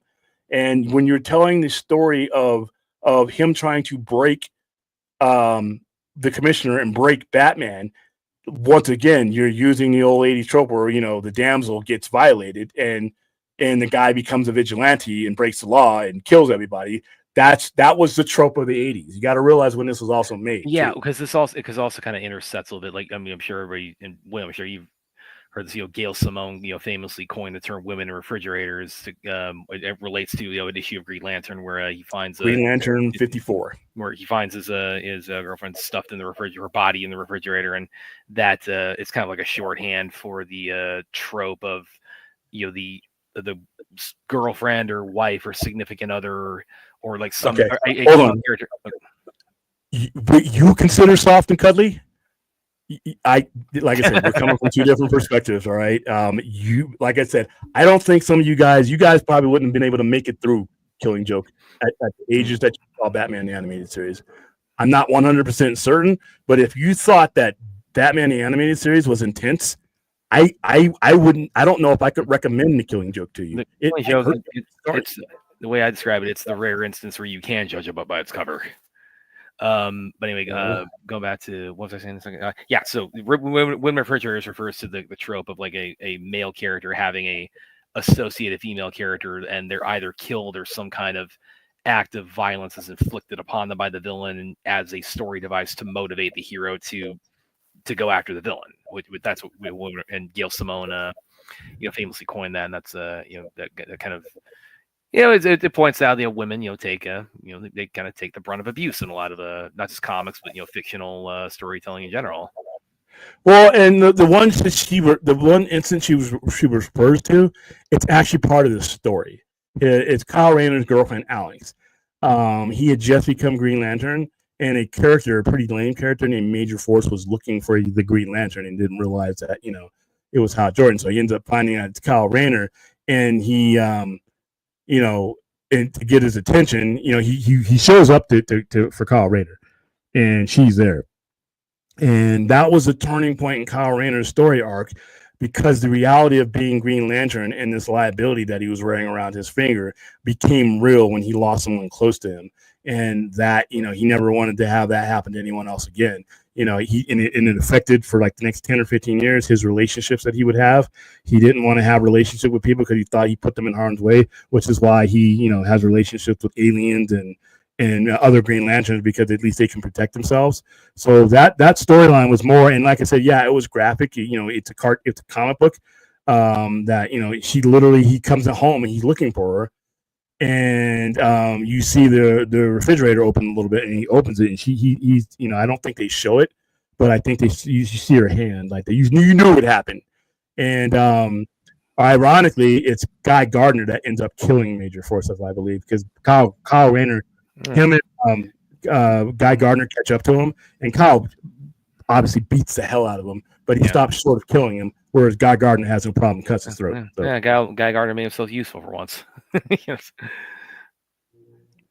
Yeah, well, like kind of bringing it back to Aaron, where's this? Yeah, there we go. The male payment. Yeah, again, that's and the short. That was 1988. Yeah, that's the short. That's how you made money in '88.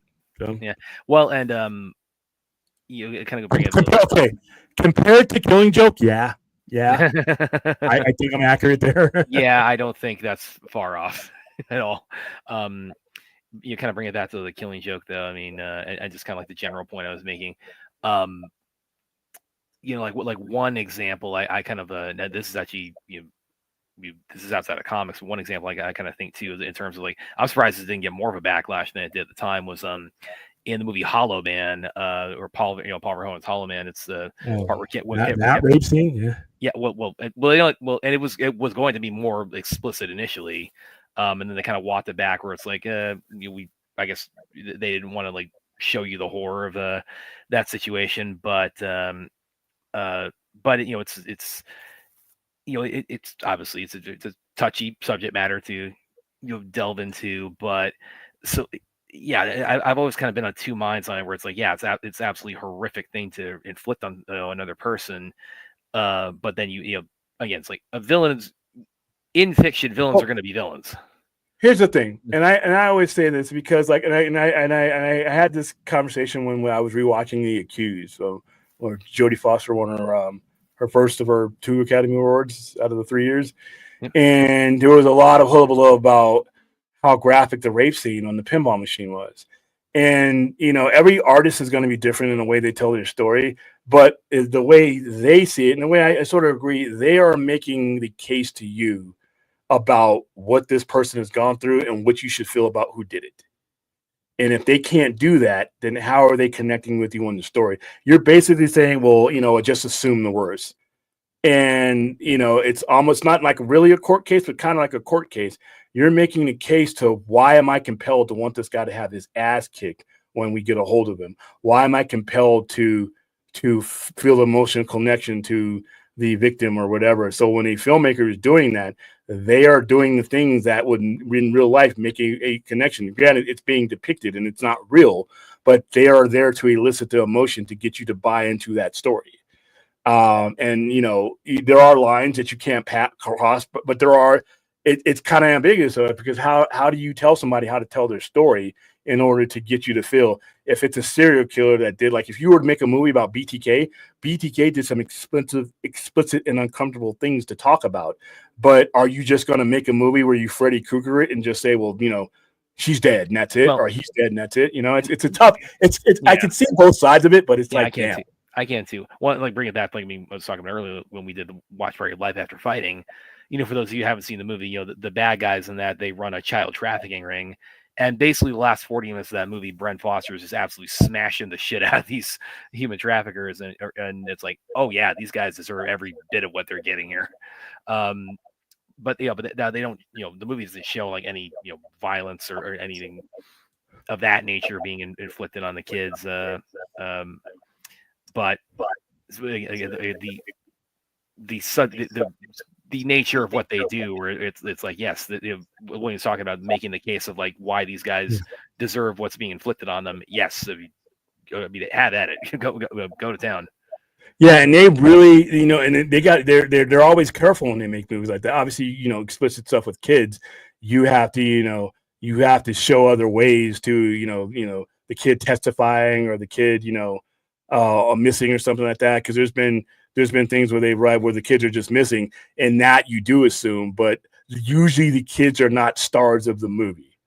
So whereas you can hide that with a kid, you don't need to show all that. You just need to show that the guy is what he is. When like Jodie Foster or somebody, that's actually, carrying the movie, then the director or the creator tends to want you to see that explicitness to drive home that point and to drive home so that when you look at this character, you ain't doing the Freddy Krueger. You ain't laughing and giggling with Freddy Krueger. You want to rip this guy's balls off and throw him across the ocean. So, it's a part of the element of the story. And I don't think these things are supposed to be comfortable, but everybody's different. Every director, you got directors that do it all kinds of different ways. And that's why I say I'm kind of of two minds about it whenever there's like backlash to it. So, how's it going, Ray? Hello. All right, so I've covered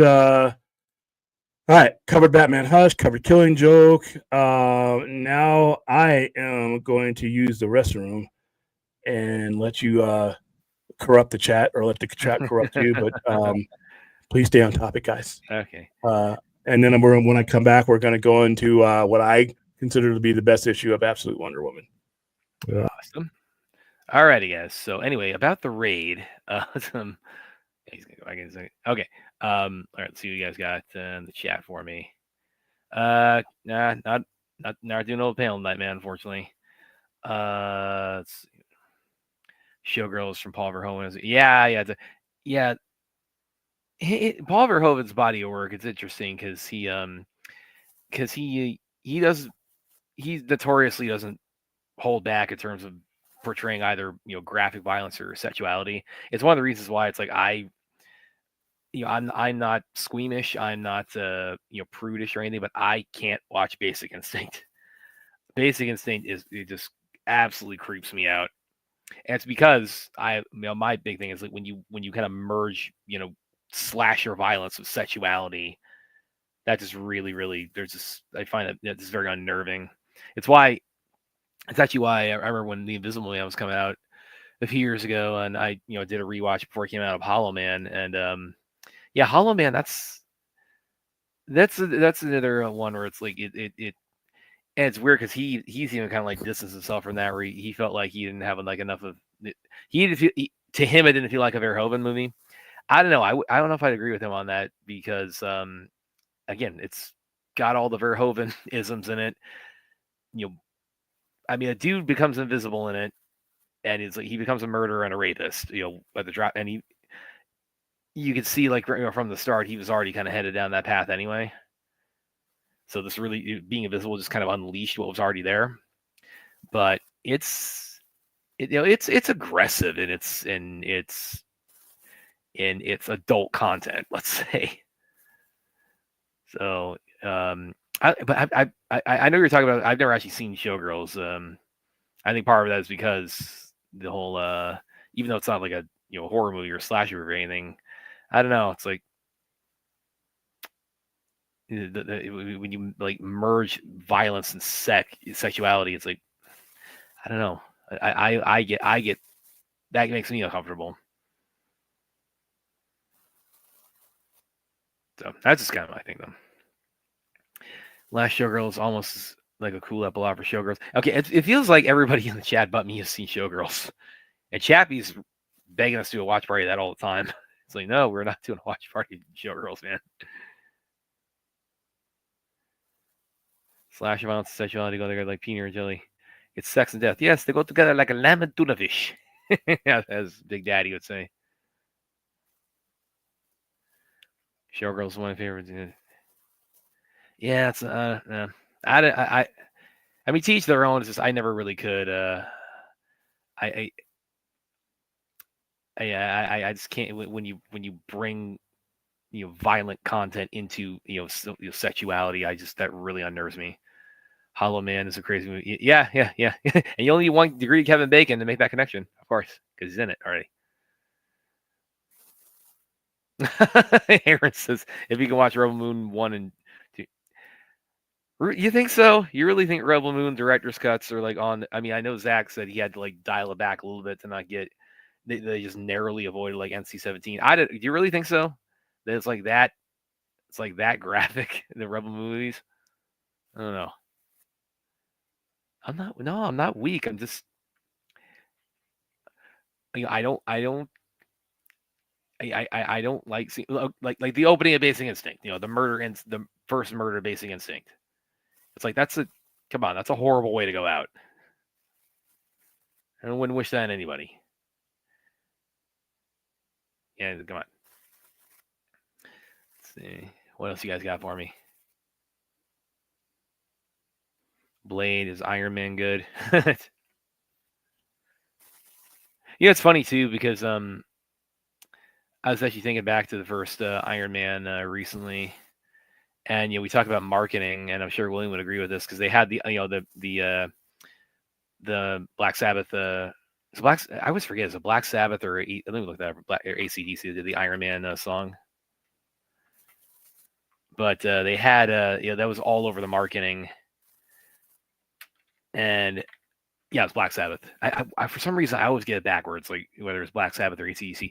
But so they had that in the marketing, just all over the place in the marketing, and the song has nothing to do with Iron Man the character, but I think most people agree. It's like, I mean, they had to put that in the marketing, and they had to put that in the movie, the end credits. If you hadn't done that, it's like that's such a missed opportunity.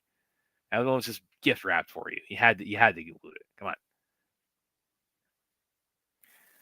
Yeah, you know, I'm sure William would be down. It's like I need to pull that up myself. I need to get a little myself. I just can't get my head around though. It's like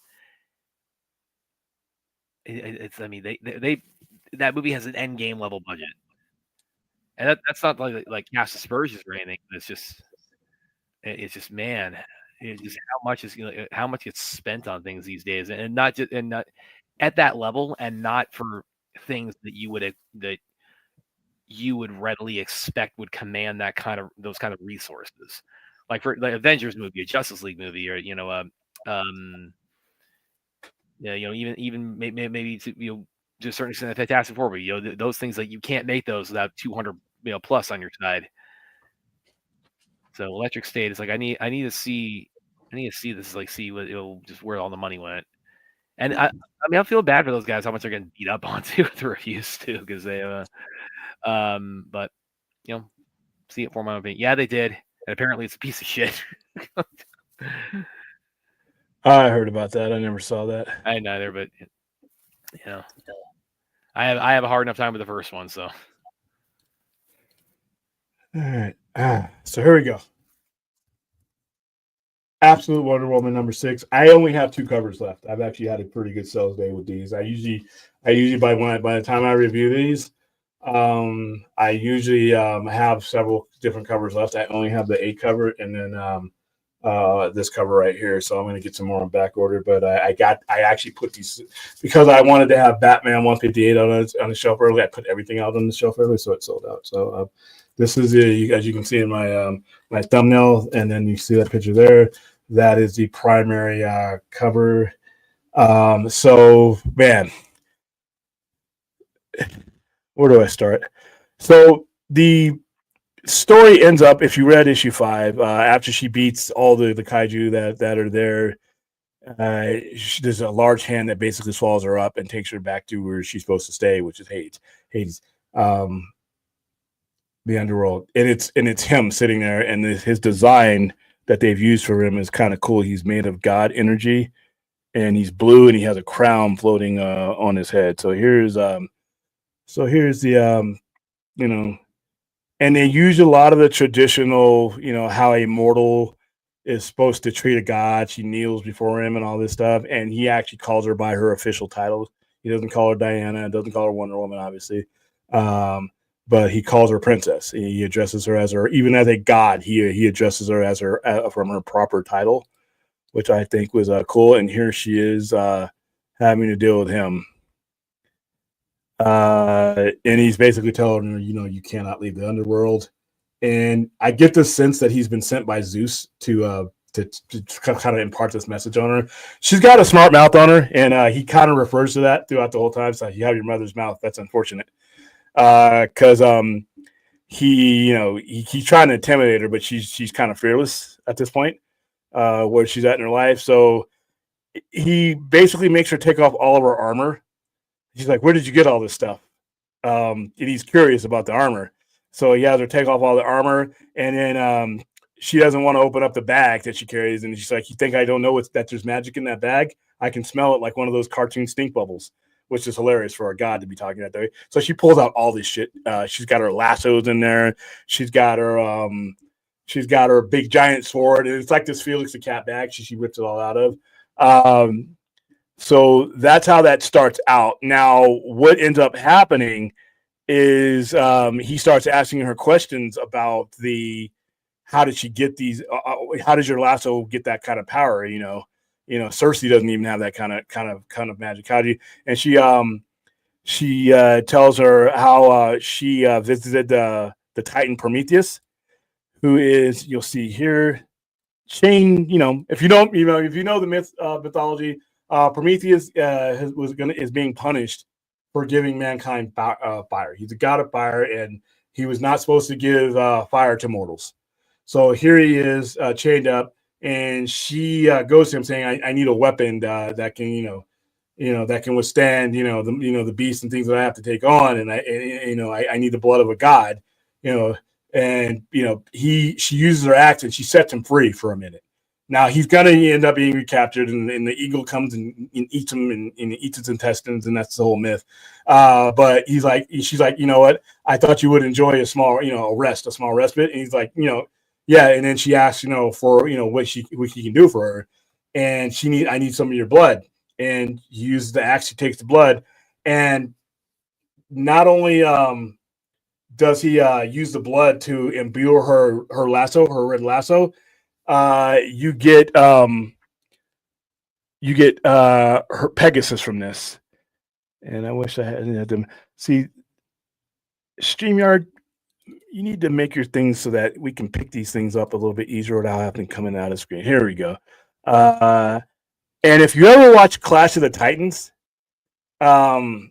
I remember, I think that's how Pegasus was bought. Somebody's blood that bought up Pegasus, and it was kind of like there's a lot of Greek myths that Pegasus, but this is a resurrected Pegasus because in this universe, Pegasus has been killed. They don't tell you how, but that's why Pegasus looks like that.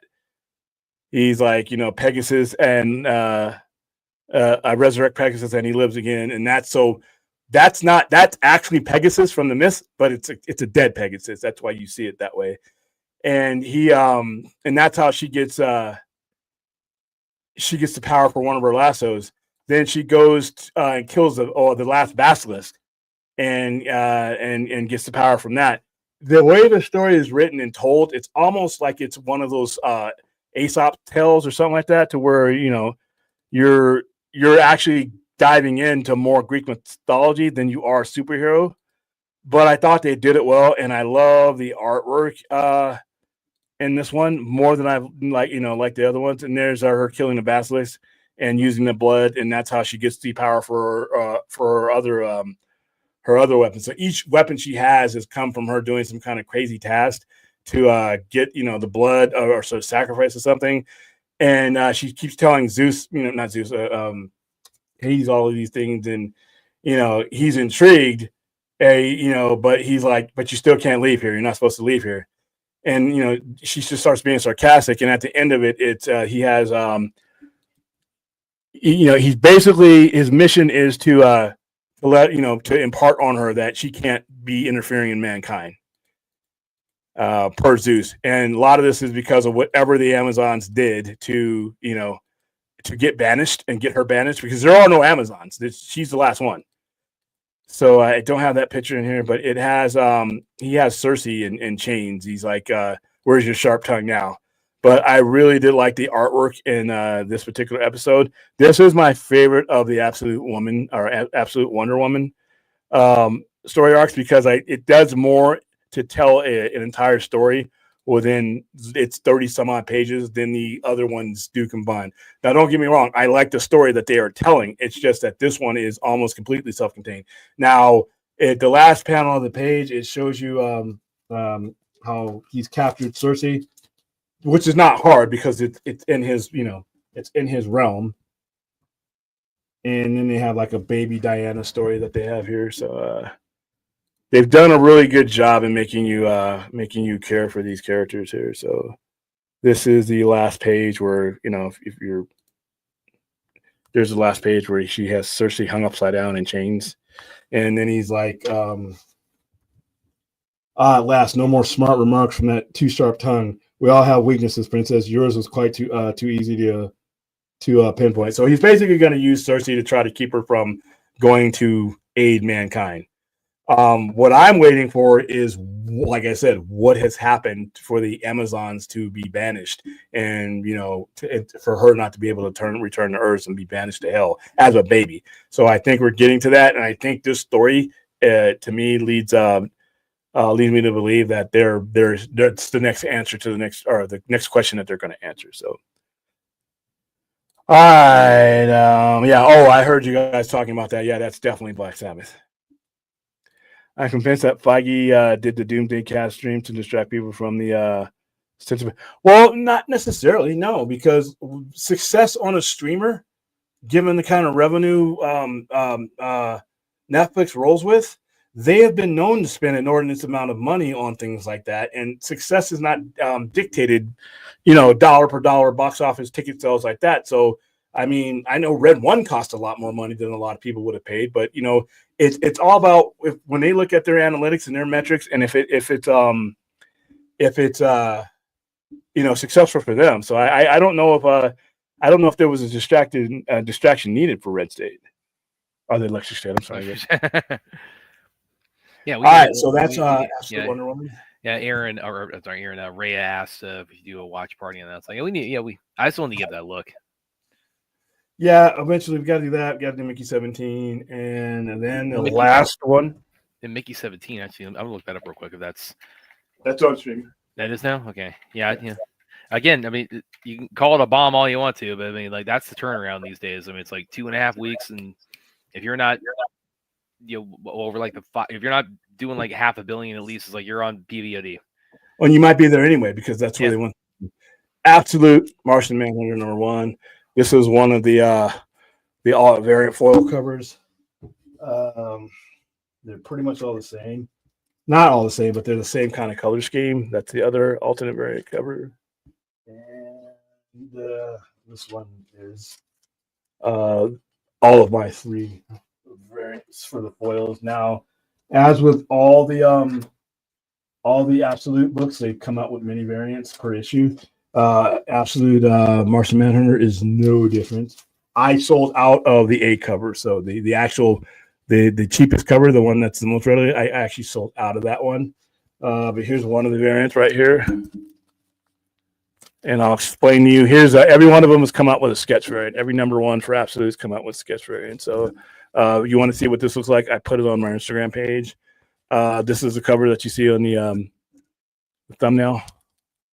And again, I haven't had a chance to read it yet, but I know enough about the story going in. Like this is, I mean, like I like on a scale of like 1 to 10, William, like how big of a reinvention of Martian Manhunter would you call this? Pretty big. Pretty big. Yeah. Well, I almost don't know. I've been fighting with myself because this one just came out. I know I just blew one Absolute Wonder Woman for you, but well, even it's like I could see like with again like what they set up without Martian Manhunter's origin here. There's almost like it has like almost like a Firestorm's kind of quality to it, yeah, I can see where you'd get that from.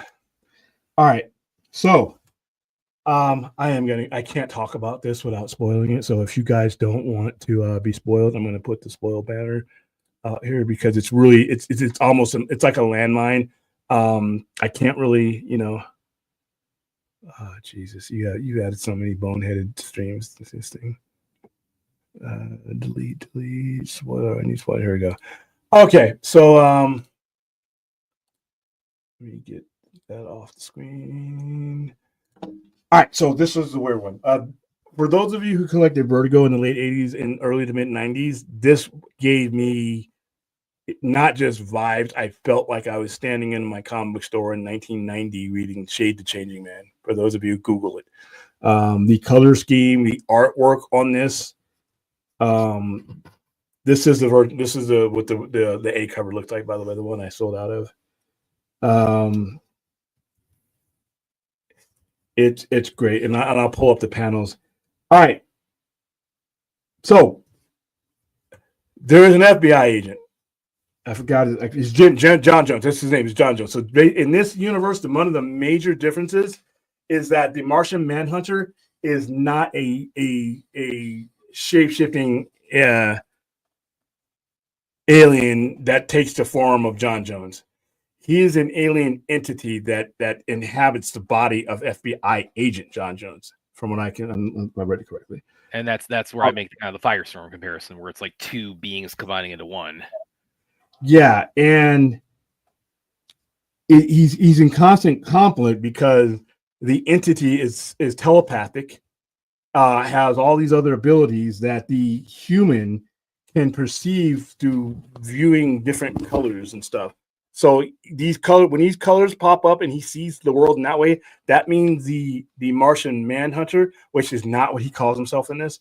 That's where the Martian the Martian Manhunter is taking over, and he does things the FBI agent John Jones is influenced by him, but the Martian Manhunter itself is a separate entity that kind of guides him along, and he can always tell when he's being overtaken by the Martian Manhunter, because it comes across as like smoke and like a really hippie looking fog, and it's almost a physical manifestation. He feels like he's choking on it, and that's where so he's basically has the Martian. John Jones has the Martian Manhunter living inside of him. Now I'll bring up some, and then there's something cool that they do at the end of this comic, which I thought was you have to actually have the physical comic to understand what I'm about to show you. But let's bring up some of the panels that you can see it a little bit easier. And they tell two different stories, because it's almost going to be perceived as if the Martian Manhunter has his enemies and John Jones as an FBI agent has his enemies. So they have they're living two separate lives here, which I think is just the way they write it. Man, you guys need to pick this up. So let's go into present. I don't like the extra present screen. StreamYard, stop. All right, so there you go. This is one of the panels to where it's starting to manifest himself. Now the thing starts out and he has a concussion, and I think the concussion is what unsettles what is probably usually a peaceful coexistence with the Martian Manhunter. But he has a concussion here, and they're telling him, hey, you need to go home, something's wrong with you. And that's when he starts seeing the images and the visions and everything else. The colors with that middle scene you see here, that's when when the Martian is in control, and it manifests itself in different ways. He sees he sees a woman's hands, and it has all these colors as part of her nail polish, and those are signs that of his subconscious, that the Martian Manhunter is now perceiving things, which I thought was very brilliant. They do a better job of explaining it in the comic than I just did, but you kind of get the idea of what we're talking about here. And then let's see some of the other cooler images in here.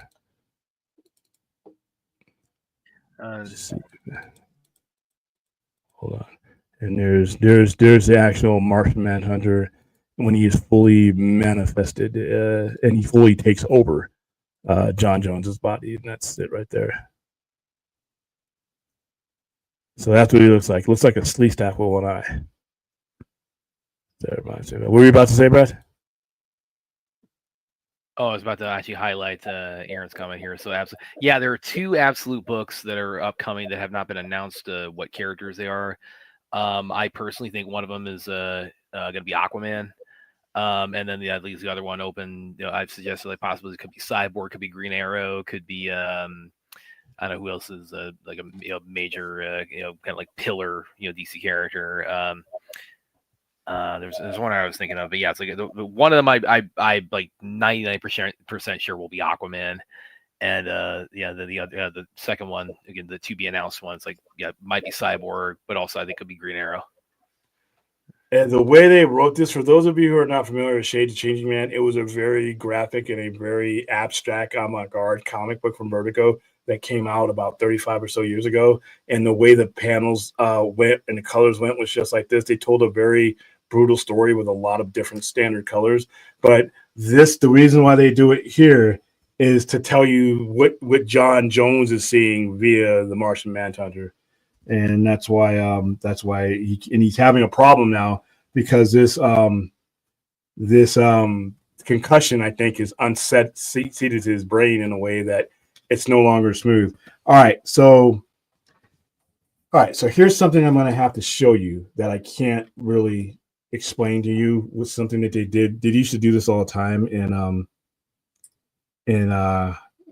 comics back in the day. So I'm going to need to use my flashlight here.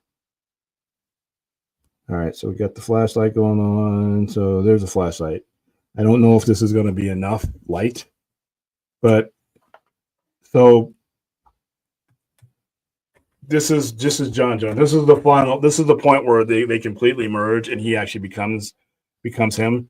So I'm going to do this, and I hope this works. I didn't try it out before, but I hope this experiment works.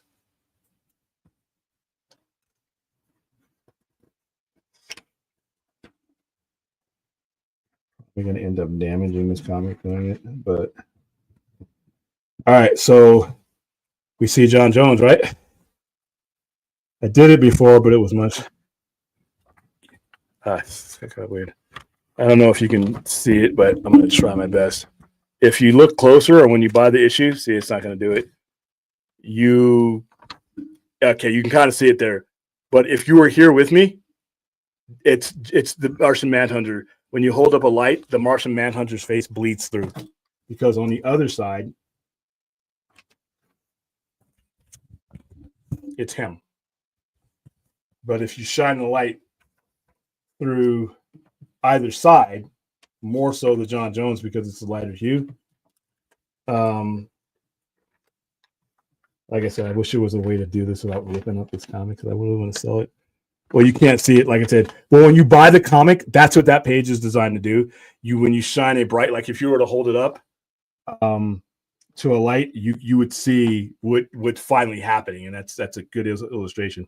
He's finally, the two mindsets are starting to merge, which I think was kind of cool. Maybe it'll work if I do it right here.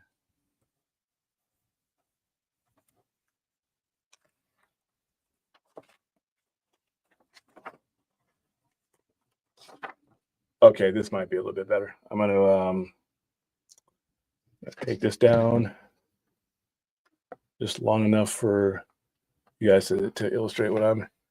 You see it? Yep. All right, so there you go. So that was kind of cool. I thought that little detail was kind of cool. This comic was weird. Like I said, not my favorite of the Absolute number ones, but very enjoyable. I don't know how he's fitting in with all these other ones because they've made them all distinctly different, but I can kind of see how they all come together. This Martian Manhunter, it's weird, and like I said, the whole first issue is about perception and who are you perceiving, the story through. Is it Martian Manhunter or John Jones? So the fact that they're two separate things is kind of cool because, like I said, traditionally it's him. He just changes shape into whoever he wants you to perceive him in. And you haven't read this one yet. I think you're gonna have a lot of fun. With this one. You vertical heads from the old school, you guys are gonna have a lot of fun with this one because I think this screams back into it.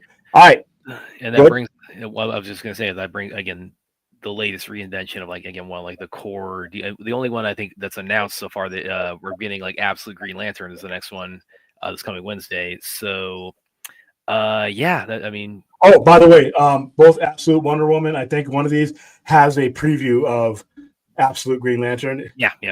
It's a giant symbol just crashing down on the city. Yeah, and it was just how much this changes up everybody's backstory and the fact that it's an Elseworlds in the truest sense of the word.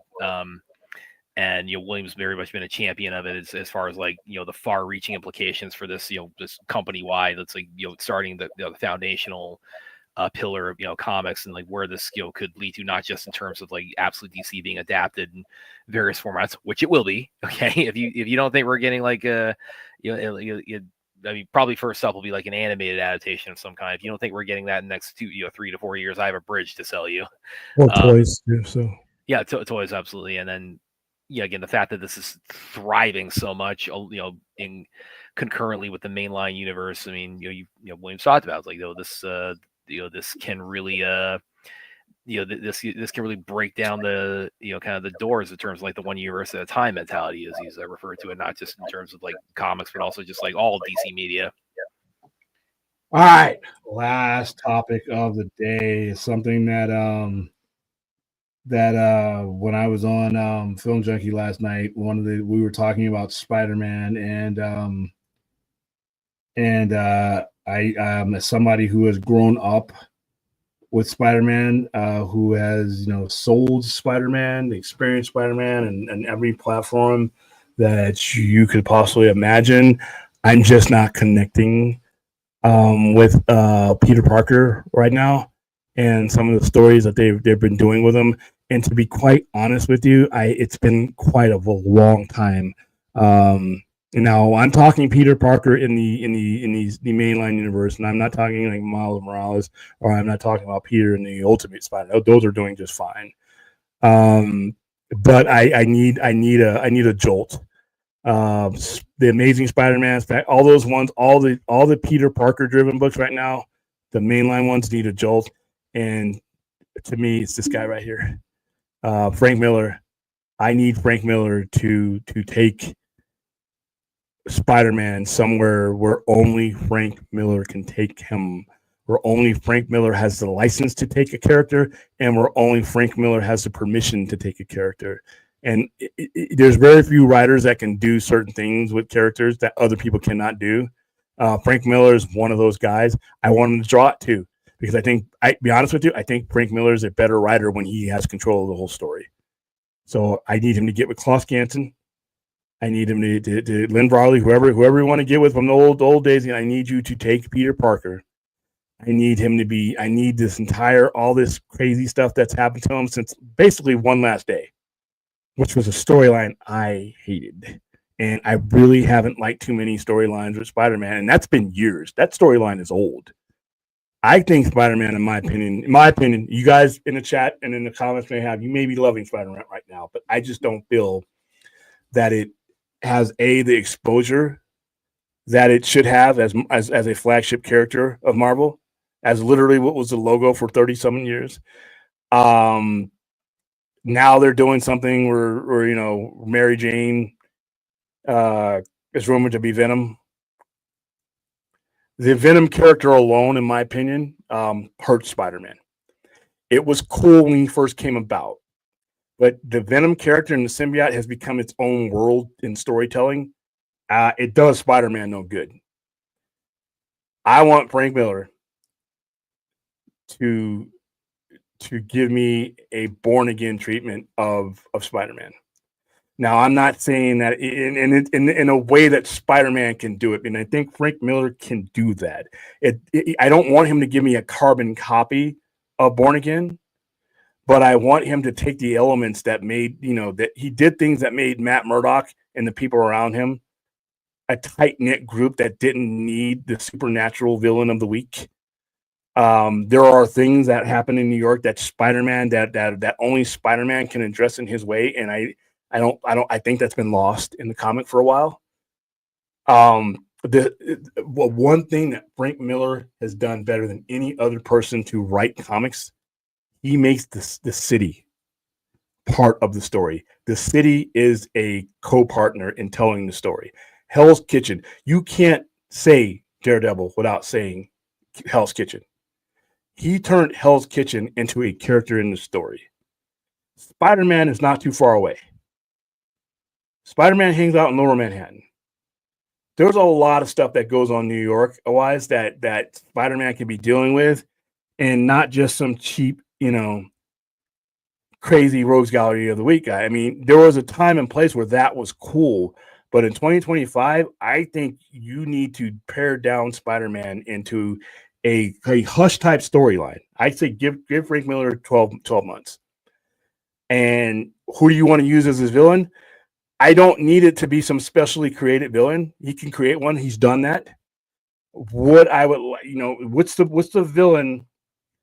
I need them to make the Green Goblin special again. I would not mind seeing him take on Norman Osborn and throw all this other mystical shit, the Bread Goblin, all that nonsense, throw all that shit away, and let's get back into I'm Norman Osborn. I fucking can't stand you, Peter Parker. You're embarrassing me, and vice versa. Hobgoblin to me is a character that's tailor-made for Frank Miller to write.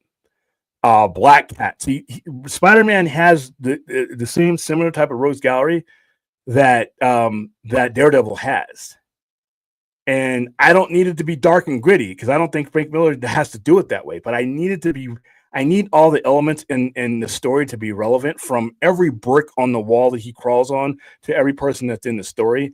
And I think Spider-Man, believe it or not, has gotten too spectacular. Has gotten too. It's like I started out with Fast and the Furious 1, and now I got fools in a compact car with duct tape flying in outer space. It's just, not only is it not believable at times, it's just too out there. I think Frank Miller is a guy that could bring this book back to prominence.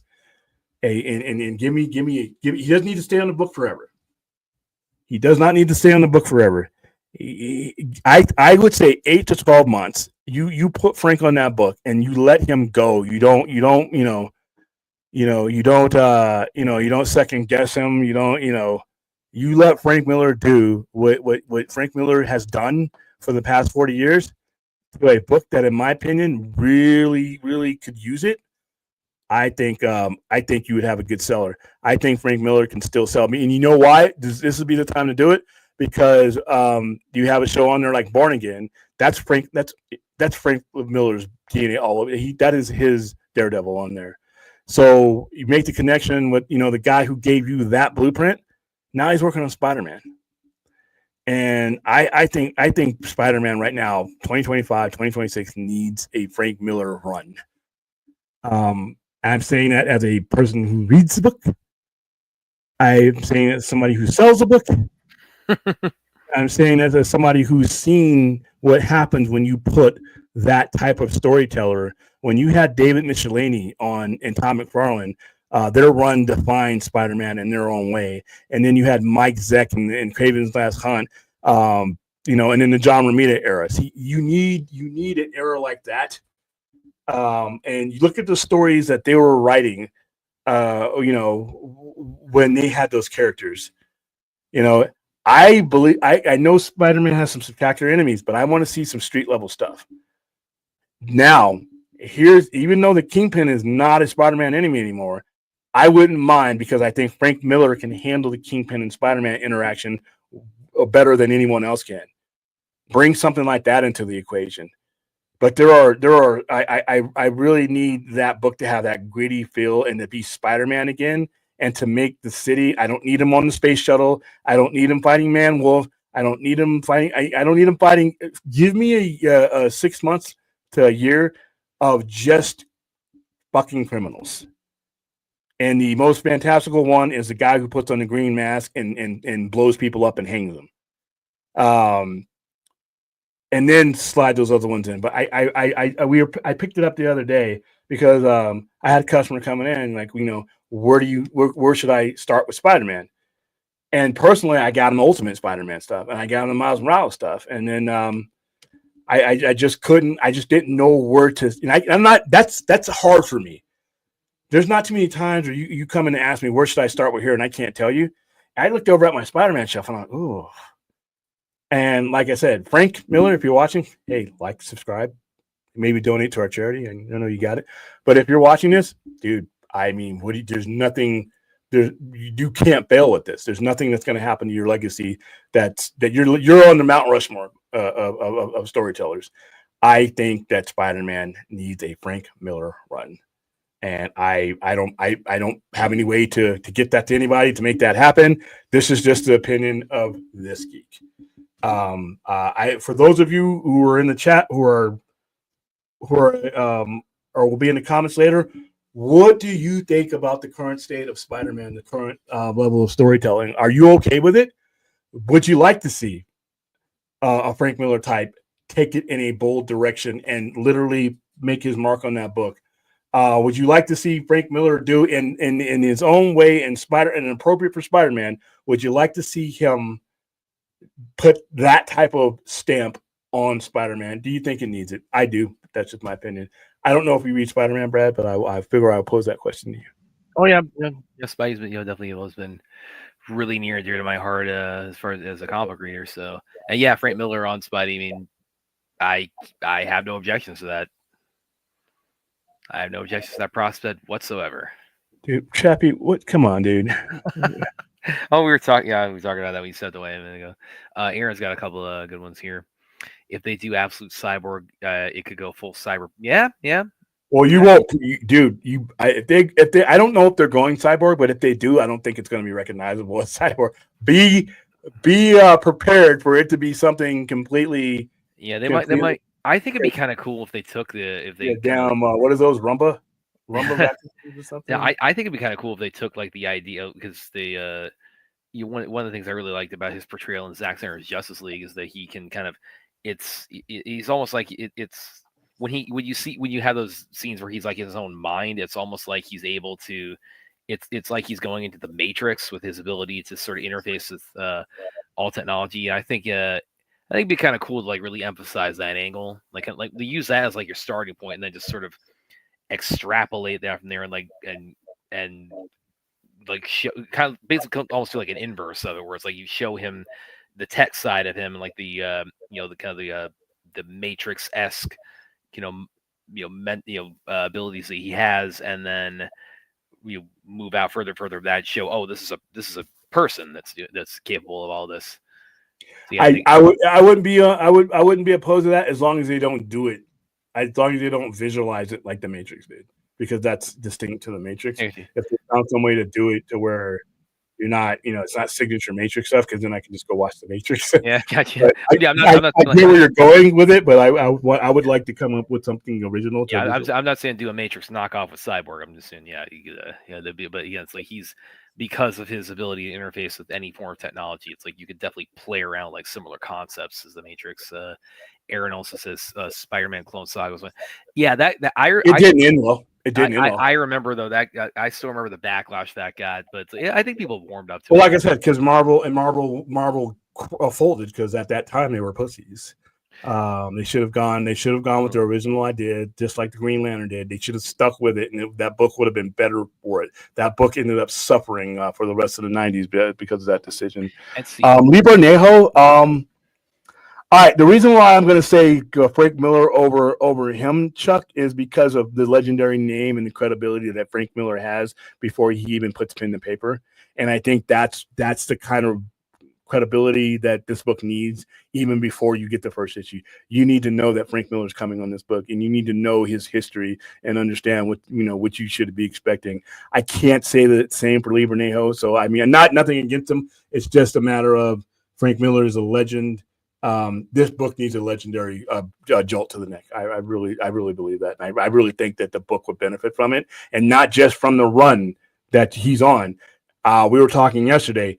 Daredevil, in the 40 years since Frank Miller was on that book, in the 35 years since he came back, that book has benefited from it, even when he's not on it. And Nocenti and John Romita's run was on there, was one of the great ones.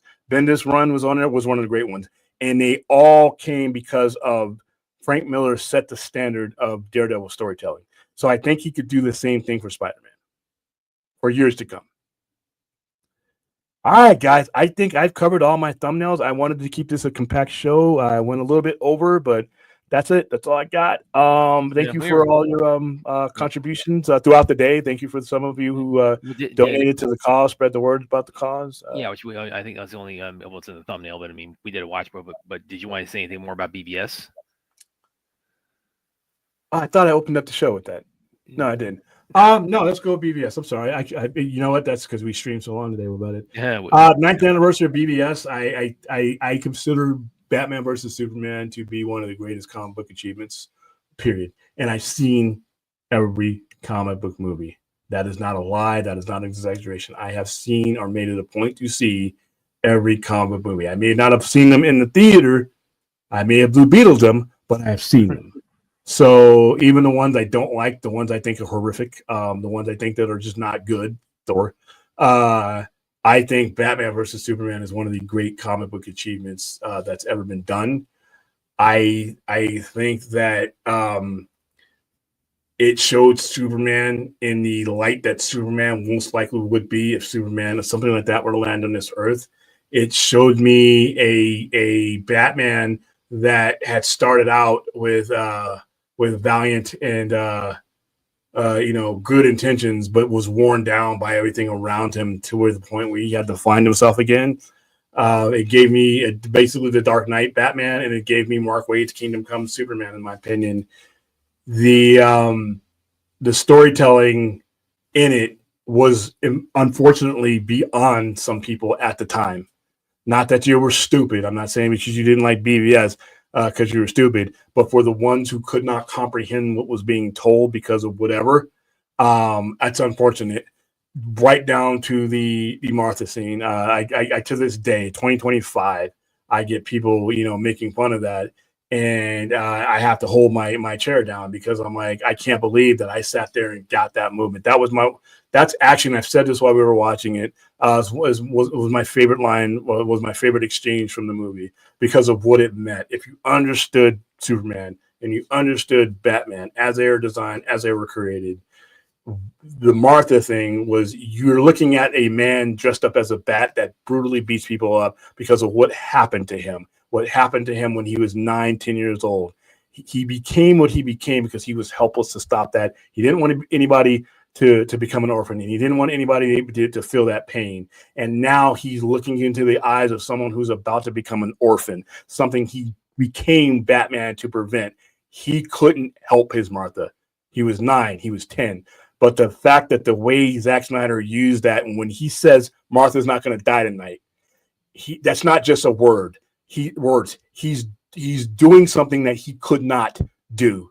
He's going to keep a promise. When Martha's not going to die tonight, he's doing something that he could not do decades ago, and that shaped him, and that formed him. So he, like I said, he became Batman because he didn't want people to go through that suffering, and he damn sure didn't want anybody to lose their parents. And here he is watching somebody about to become an orphan, and that came full circle. That's when the sea change in the movie, and he goes from being this pessimistic guy, wondering if anything that he's doing is worthwhile and if it's worth it. Then he realizes, yes, it is. If he can save that one person, that's why he became Batman. So. And we had people back in 2013 or 2016 that just for whatever reason couldn't understand the visualization and couldn't understand stories. And a lot of people were looking at this franchise through the Marvel goggles, which was another thing, and unfortunately the executives were as well. Now, when it comes to, is it a perfect movie? No. As much as I love this movie, there are things about this movie that if I could have changed, I would have. There would have been no Doomsday. I thought that was a bad decision. I love Zack Snyder's movies. I respect the hell out of Zack Snyder, but I don't agree. I'm biased. I can't stand the storyline. And B, I didn't think you needed that there. I think you could have shown the peril that everybody faces with a bunch of different other villains. There are other ways that the godlike Superman could leave his mortal plane, and you find out that you need him. But it wasn't my story. I didn't write it. That never sunk the movie for me. I enjoyed the original version. I walked out of the theater when we promoted, because when they promoted it, they promoted the theatrical version. I had no problems with the event. Now, I liked the one we watched today better, of course, but I'm not one of the guys who are like, oh, this movie was ruined because that 30 minutes. No, I had fun with it. I loved that movie just as it was, and I loved it even more when I saw the extended cut, the director's cut. And I am not one of the people who believe that if they'd added the 30 minutes, it would have made $1 billion. No, it wasn't. Batman versus Superman, and you can fight me on this all you want, guys. Batman versus Superman made the money it was going to make in the environment that it was in. And that was a lot of money. So happy birthday to Batman versus Superman. I am happy to see that a lot of views have changed. A lot of people have opened their mind to not only this, but the entire arc. So I'm not going to commiserate about where we were in 2016. I'm going to celebrate where we are in 2025. And that's in a much, much better place. So, Brad, I know you got something to say. Oh, definitely. I mean, yeah, you took a lot of, like what you said there about the environment that was released. And I mean, obviously it felt, coming out publicly and saying you liked this movie, you felt like, it felt like going to war. It felt like, you were fighting a battle to declare your fandom of BvS. But yeah, I'm definitely very much in the same camp. The three, Man of Steel, BvS, Wonder Woman, Zack Snyder's Justice League. Those I put it like the upper like 0.1 percentile of the best superhero movies, best comic book movies ever made. And again, the fact that it puts the fact that it puts Superman and Batman side by side and breaks them down so much about like what consequences come out of even like the heroism we associate with these characters. And we had seen that done cinematically before, and again it pulls very heavily from both it's maybe an oversimplification to describe it as, it's the story is Dark Knight Returns meets the death of Superman, but I mean, those are the stories that it does most most heavily draw from. And yeah, I definitely don't share Williams' disdain for Death of Superman, but I do think it is testimony to like the longevity of BvS, the fact that like somebody like William, who was not a Doomsday fan, not a Death of Superman fan, even the inclusion of both that was not enough to do any kind of like significant damage to the movie overall. For you, William said, it's still one of the best CBMs ever made, and that's as a an avowed Doomsday non-fan. Other things about it, I mean, the Trinity, Henry Cavill, Ben Affleck, Gal Gadot. I mean, just perfect casting all around. I mean, we couldn't have asked for like better casting for, I think, the whole Justice League really. And then of course we get the Trinity primarily making their debut in this movie. Yeah, and I was definitely like William, very positive, seeing it initially in theaters, in the 2.5 hour version. And I, still stand by my, reaction to it at the time. And this is seeing the half hour added back into it. It's again more of a traditional director's cut kind of situation. But it does elevate so many aspects of the movie. Those 30 minutes, and it's like that has made it the default version of ever since it came out. And taking it to another side of it, I mean, I'm well known for my affinity. I'm an action movie guy. I'm definitely very much a martial arts aficionado. Zack Snyder, in my opinion, is one of the best filmmakers in the business for doing action, doing fight scenes, and certainly within the context of superhero movies, you handling both those. And we got Batman just kicking ass. I had always wanted to see him do, in a movie for that warehouse again. I cannot even tell you how many times I've played that warehouse, that warehouse battle on repeat. And it's the Batman, the trained warrior Batman I'd wanted to see for so long, and finally got that. Did we get shut down? Did we? I don't think so. We're still going. People are still in the chat.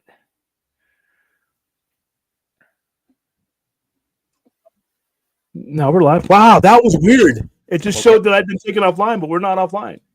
I thought I got Braded right in the middle of Brad dropping himself. That would have been yeah. Phil says we're still live, which, by the way, hi, Phil. Suppose you don't read comics. That's hilarious. But what was the point I was like? Oh yeah, also another thing really too that you're really, I mean, I definitely had this in Man of Steel, but I mean, this really got this movie really drove it home for me was the costumes too. Superman, Batman. We got the Dark Knight Returns suit in live action. I never thought I'd see that in live action in my whole life. I never thought I'd see the damn Batmobile in 4 years later either. And exactly. Not only did I see the Batmobile, but I saw, and my blind ass who can't see, in 2 inches in front of me, I was able to spot the mutants before a lot of other people around. I'm like, dude, there's a mutants. They're tied up at the bottom. I saw them in the movie, but we saw that little snippet of them. It's like, yeah, I had to point out to me. It's the mutants down there by the and that. I caught it on the first time. I didn't have to like have somebody on an Easter egg say because usually I'm the blind guy. No, you know what I missed the first time in this movie is when Superman's pulling the ship through the Arctic. I didn't even see the guys like the sailors like sitting. I mean, the ship's turned over and they're sitting up on the top. I didn't even see those guys the first time. So that's kind of my the black and white vision. When you watch the Justice is great. You can actually see some stuff there too. Real quick. I think if you would have changed to say Martha to say my mother, or would have changed the black. I think it would have taken away. Yeah. Yes, the fact that their names are Martha was a coincidence, but it rang a bell in his head. Martha, that's his mother. And when Amy Adams said that's his mother, that clicked. This guy is about to lose his mother, his only parent. He's about to become an orphan, and Batman in his, he's realizing I'm Joe Chill in this situation, or I'm about to be Joe Chill. I have forgotten in the whole arc of with Batman in these movies, or like I have forgotten what it means to be Batman. I've forgotten why I got into this. So, and that to me, that's one of my favorite moments of that movie. How dare I? What'd I do, Bill? What'd I do? I think you might be talking about the whole Doomsday. Sorry. And if we ever get Zach on there, I would tell him, hey, dude, you know how much I love the movies. I love that movie. I just wouldn't have gone in that direction. But I'm going to tell. tied.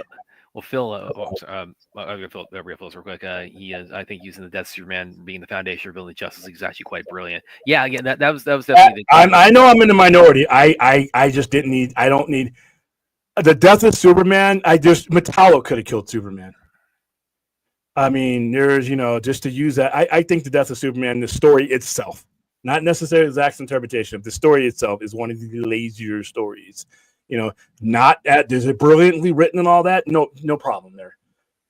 But to me, the headline grabbing, I just hate those type of stories. Interesting thing, I'm going to bring up Bell's real quick here too. Despite some of the flaws some people were seeing BvS, I think it's flawless. It's still better than whatever we got after, aside from ZSGL, Wonder Woman, Aquaman 1. Oh, like I said, it's in the top. It's in the top comic book movies ever made, in my opinion. So yeah, But another bit of trivia too. I forgot to mention this during the watch party was you guys might maybe aware that Tyler Hoechlin at one point was considered to be Superman and Man of Steel, and obviously that's for Henry Cavill's cast, and that's one of those instances where I'm really glad they ended up playing it out the way it did, because I ended up getting like two Supermen whose portrayals I really love, really for the price of one. And not only that, but I mean, two different iterations of the death and resurrection of Superman's story, with both of them. I mean, and I kind of say like Man of Steel was the Superman movie I waited my whole life to see, and Superman Lois ended up being the Superman TV show I waited my whole life to see. So,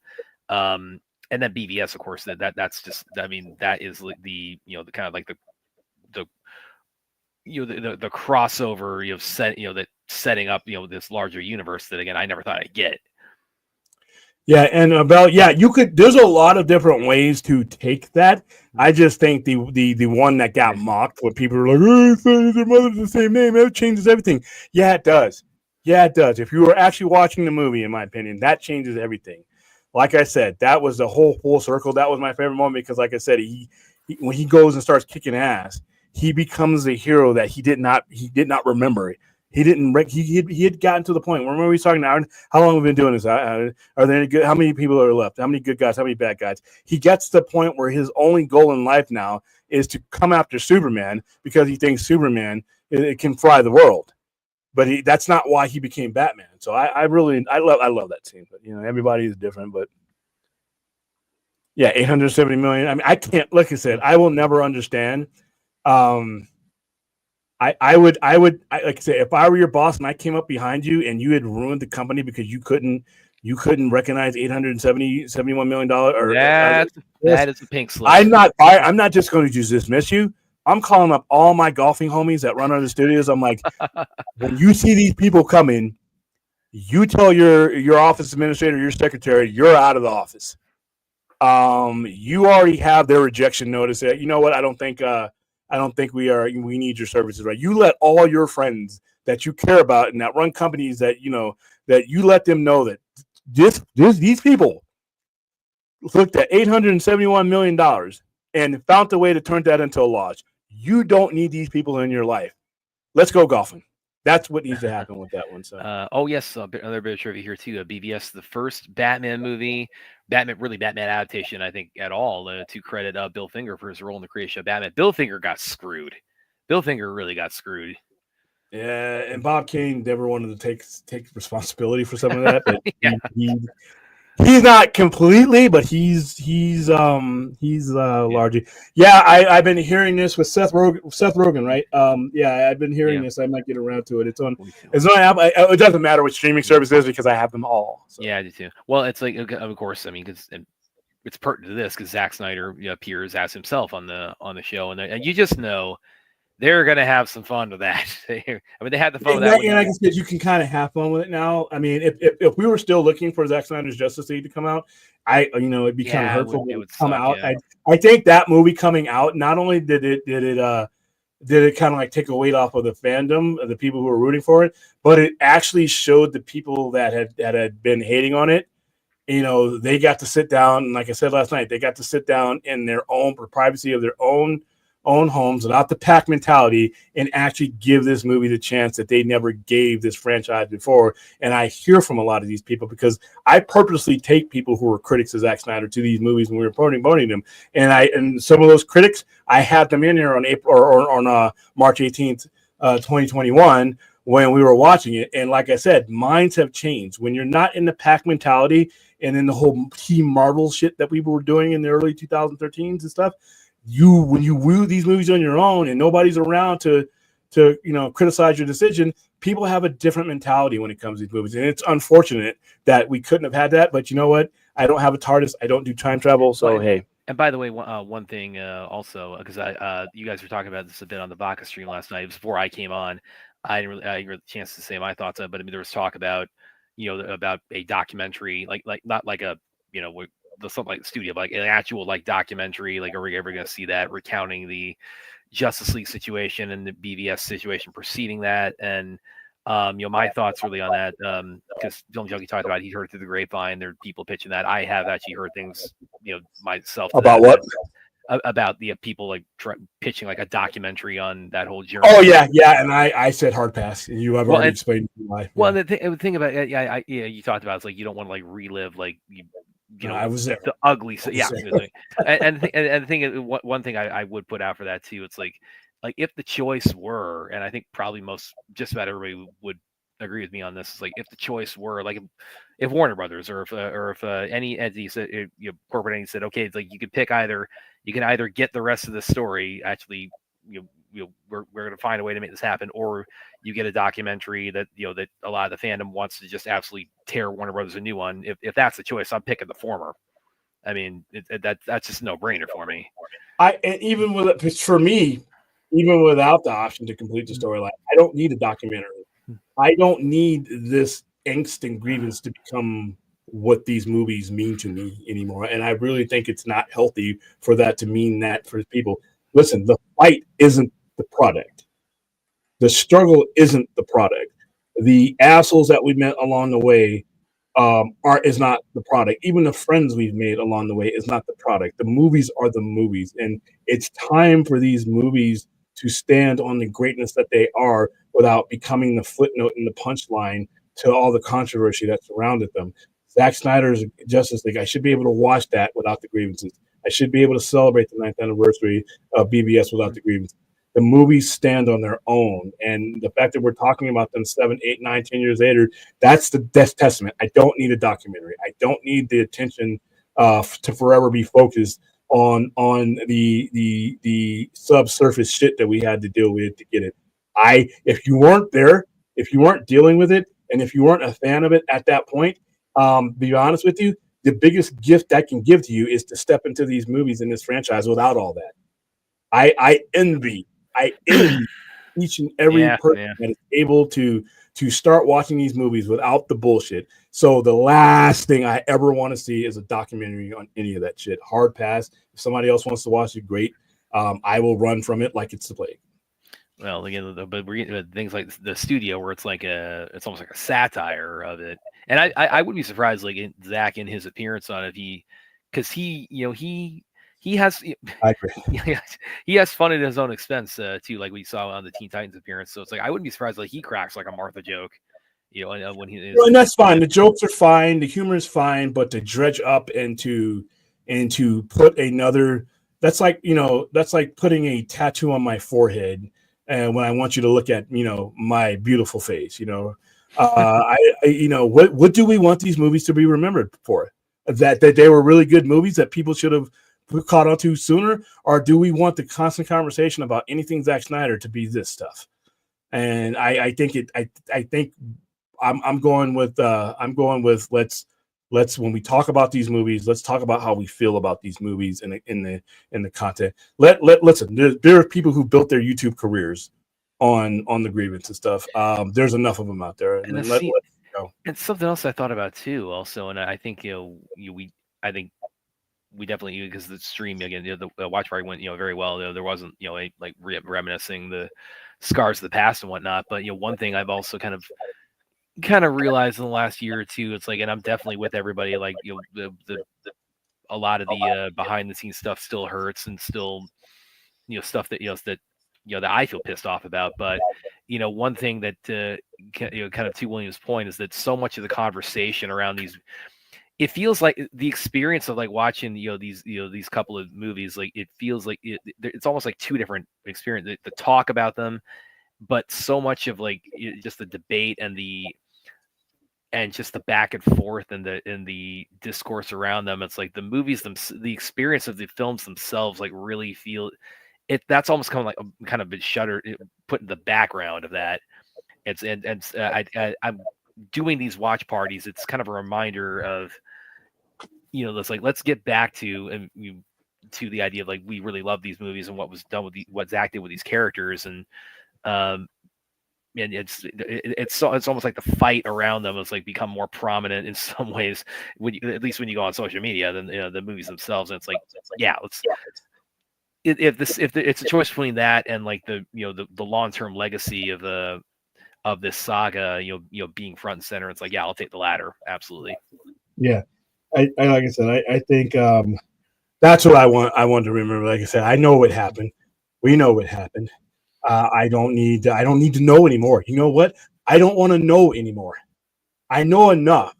That's it.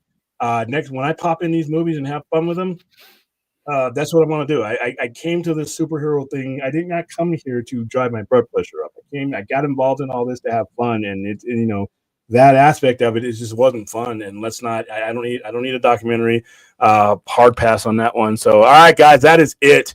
I think. Wow, we went over. Oh well. Anybody has anything? I don't. What are you doing? What are you guys talking Spanish to each other? Okay. I see pizza. Yeah, pizza emojis. So Aaron says there's also an online petition to have Bill Finger have a star on the Hollywood Walk of Fame like Bob Kane did. Hey, I'm with him. The petition's not going to do anything though. You have to raise the $20,000. That is true. Yeah. If you have the $20,000 with the petition, I hope it's a GoFundMe, because that's what it's going to take. I can probably get one. I probably can't because I don't qualify. But entertainment wise, if you were willing to pay, I think it's $20,000 to get your star down there. Like, a lot of the people that do that, they get the money raised. And they do it that way. But yeah, I don't think a petition. I think you just need to have the money, and I guess you need to be part of some type of cultural impact to where you get your to get your name on there. But yeah, it's $20,000. I didn't know that till a couple of years ago, because I saw people getting started. I'm like, what the fuck did you do? Okay, hey, $20,000. There you go. AJ, my feelings hasn't changed about the Martha thing. I still don't like it. I'm glad people enjoyed it. I hate the storyline and Zach's ideologies of the characters interacting. That's it. Hey, that's allowed. It's a free world. Yeah. I feel differently, but you know what? That's what film is. Film is subjective. All right, guys, that is it. I will see you tomorrow for our Sunday night live stream. It should be a pretty lazy live stream because I don't think there's anything that we have not covered in the last 48 hours that we need to talk to. Might do a watch party. I'm not sure. Might do a lecture straight. I don't know. It depends on how I feel tomorrow, because right now I'm kind of exhausted. So all right, guys. I don't know what's going on in the chat as far as are you guys ordering food? What are you doing? Okay, so, that's it for tonight. Have a good night. Have a safe Sunday. Have a good end to your. Next time I see you, it might be, if I don't stream tomorrow, we'll be in April. Woohoo, April Fool's Day. That ought to be a hoot. See you guys later. There, guys.